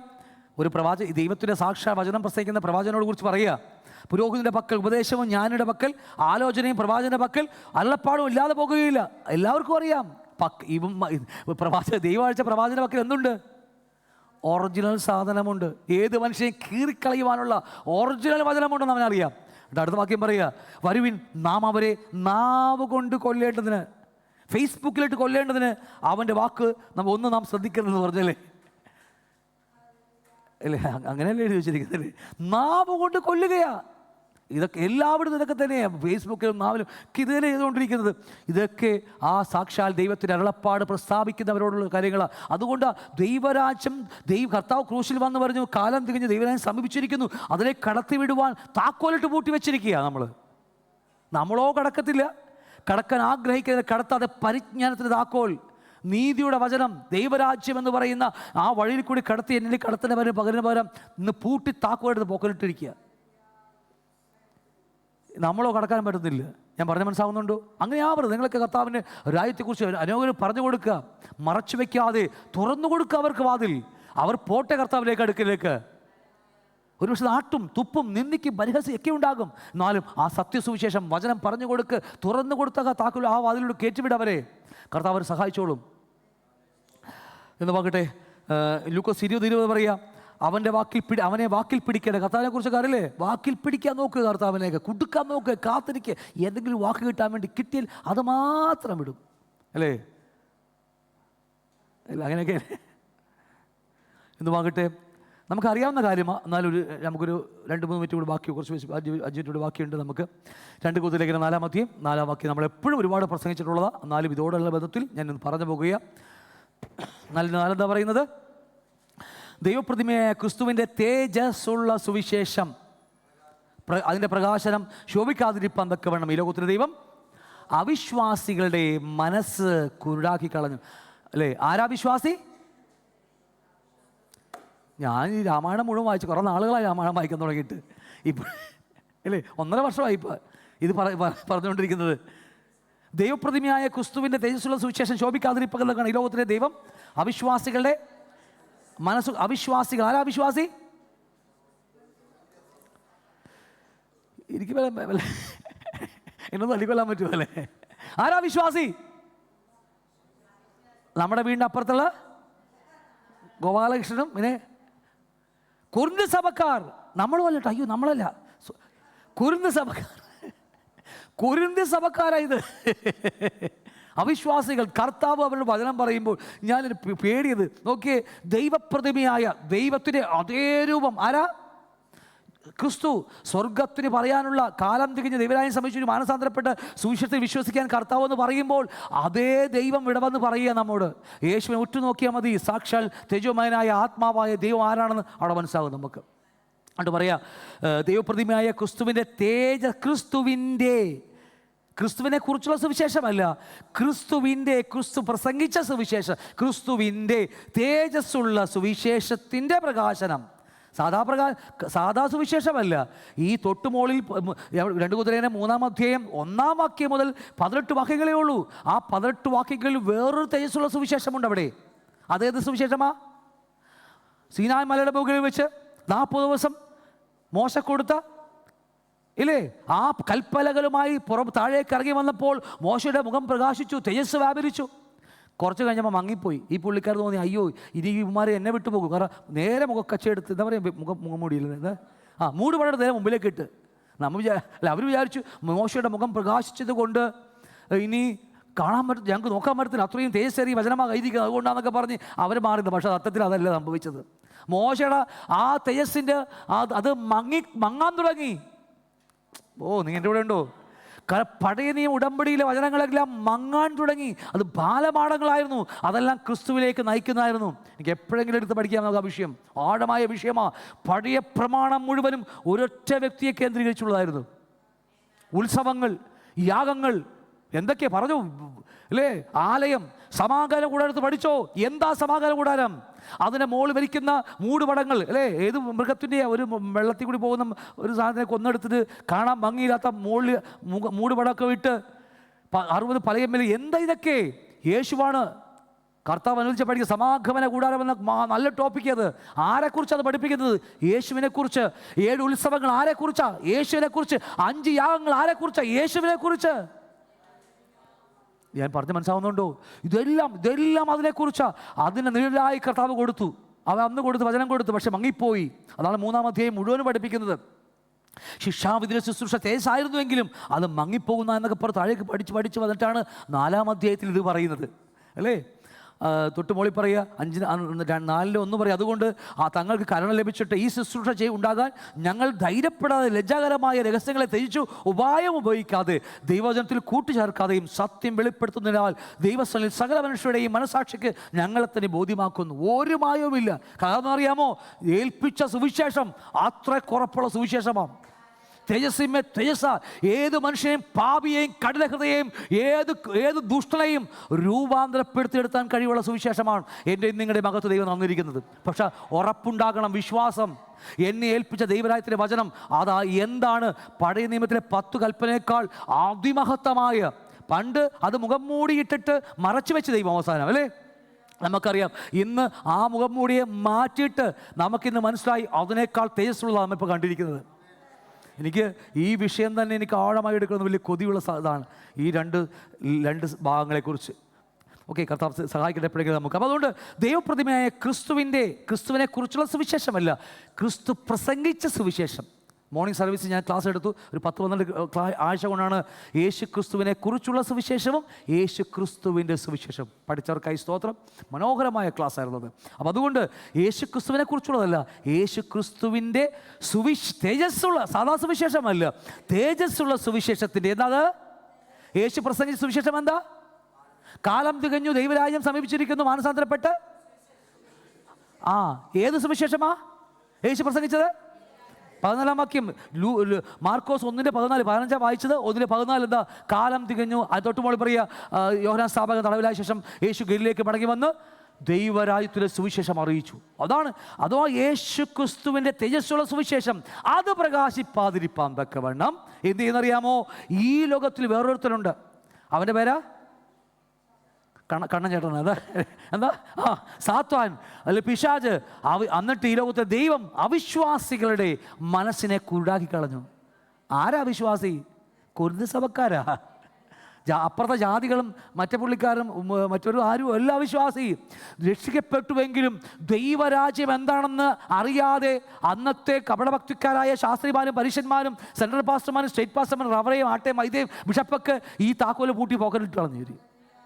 അവർക്കറിയാം ഞങ്ങൾ പോകത്തൊന്നുമില്ല, ഞങ്ങൾക്ക് ഉടുപ്പിടണം അല്ലേ, ഞങ്ങളെ വിളിച്ച് സ്റ്റേജ് നടുക്കിരുത്തണം, ഞങ്ങൾ ഇന്ന ആൾ ഞങ്ങളുടെ ഏറ്റവും വലിയ സെൻട്രൽ സ്റ്റേറ്റ് പാസ്റ്റർ വന്നിട്ടുണ്ട്, ഇന്ന് അദ്ദേഹം നിങ്ങളോട് വചനം പറയുന്നതൊക്കെ പറഞ്ഞ് പൊക്കണം.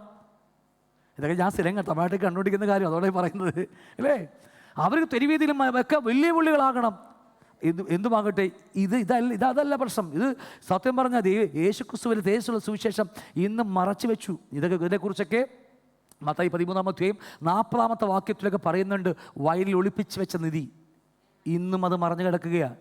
എന്താ വയലെന്ന് 13-ാമത്തെ വാക്യം വയലെന്നാന്ന് പറയുന്നുണ്ട്. വയൽ ലോകം, ഈ ലോകത്തിൽ മറച്ചു വെച്ചിരിക്കുക. എന്ത് മകടെ വിട്ടുപോകുന്നു? ഇത്ര പറഞ്ഞ മനസ്സാവുന്നുണ്ടോ? പാട്ടുകാരൊക്കെ കയറിക്കോ. അപ്പം അതുകൊണ്ട് ഞാനിപ്പോൾ തൽക്കാലം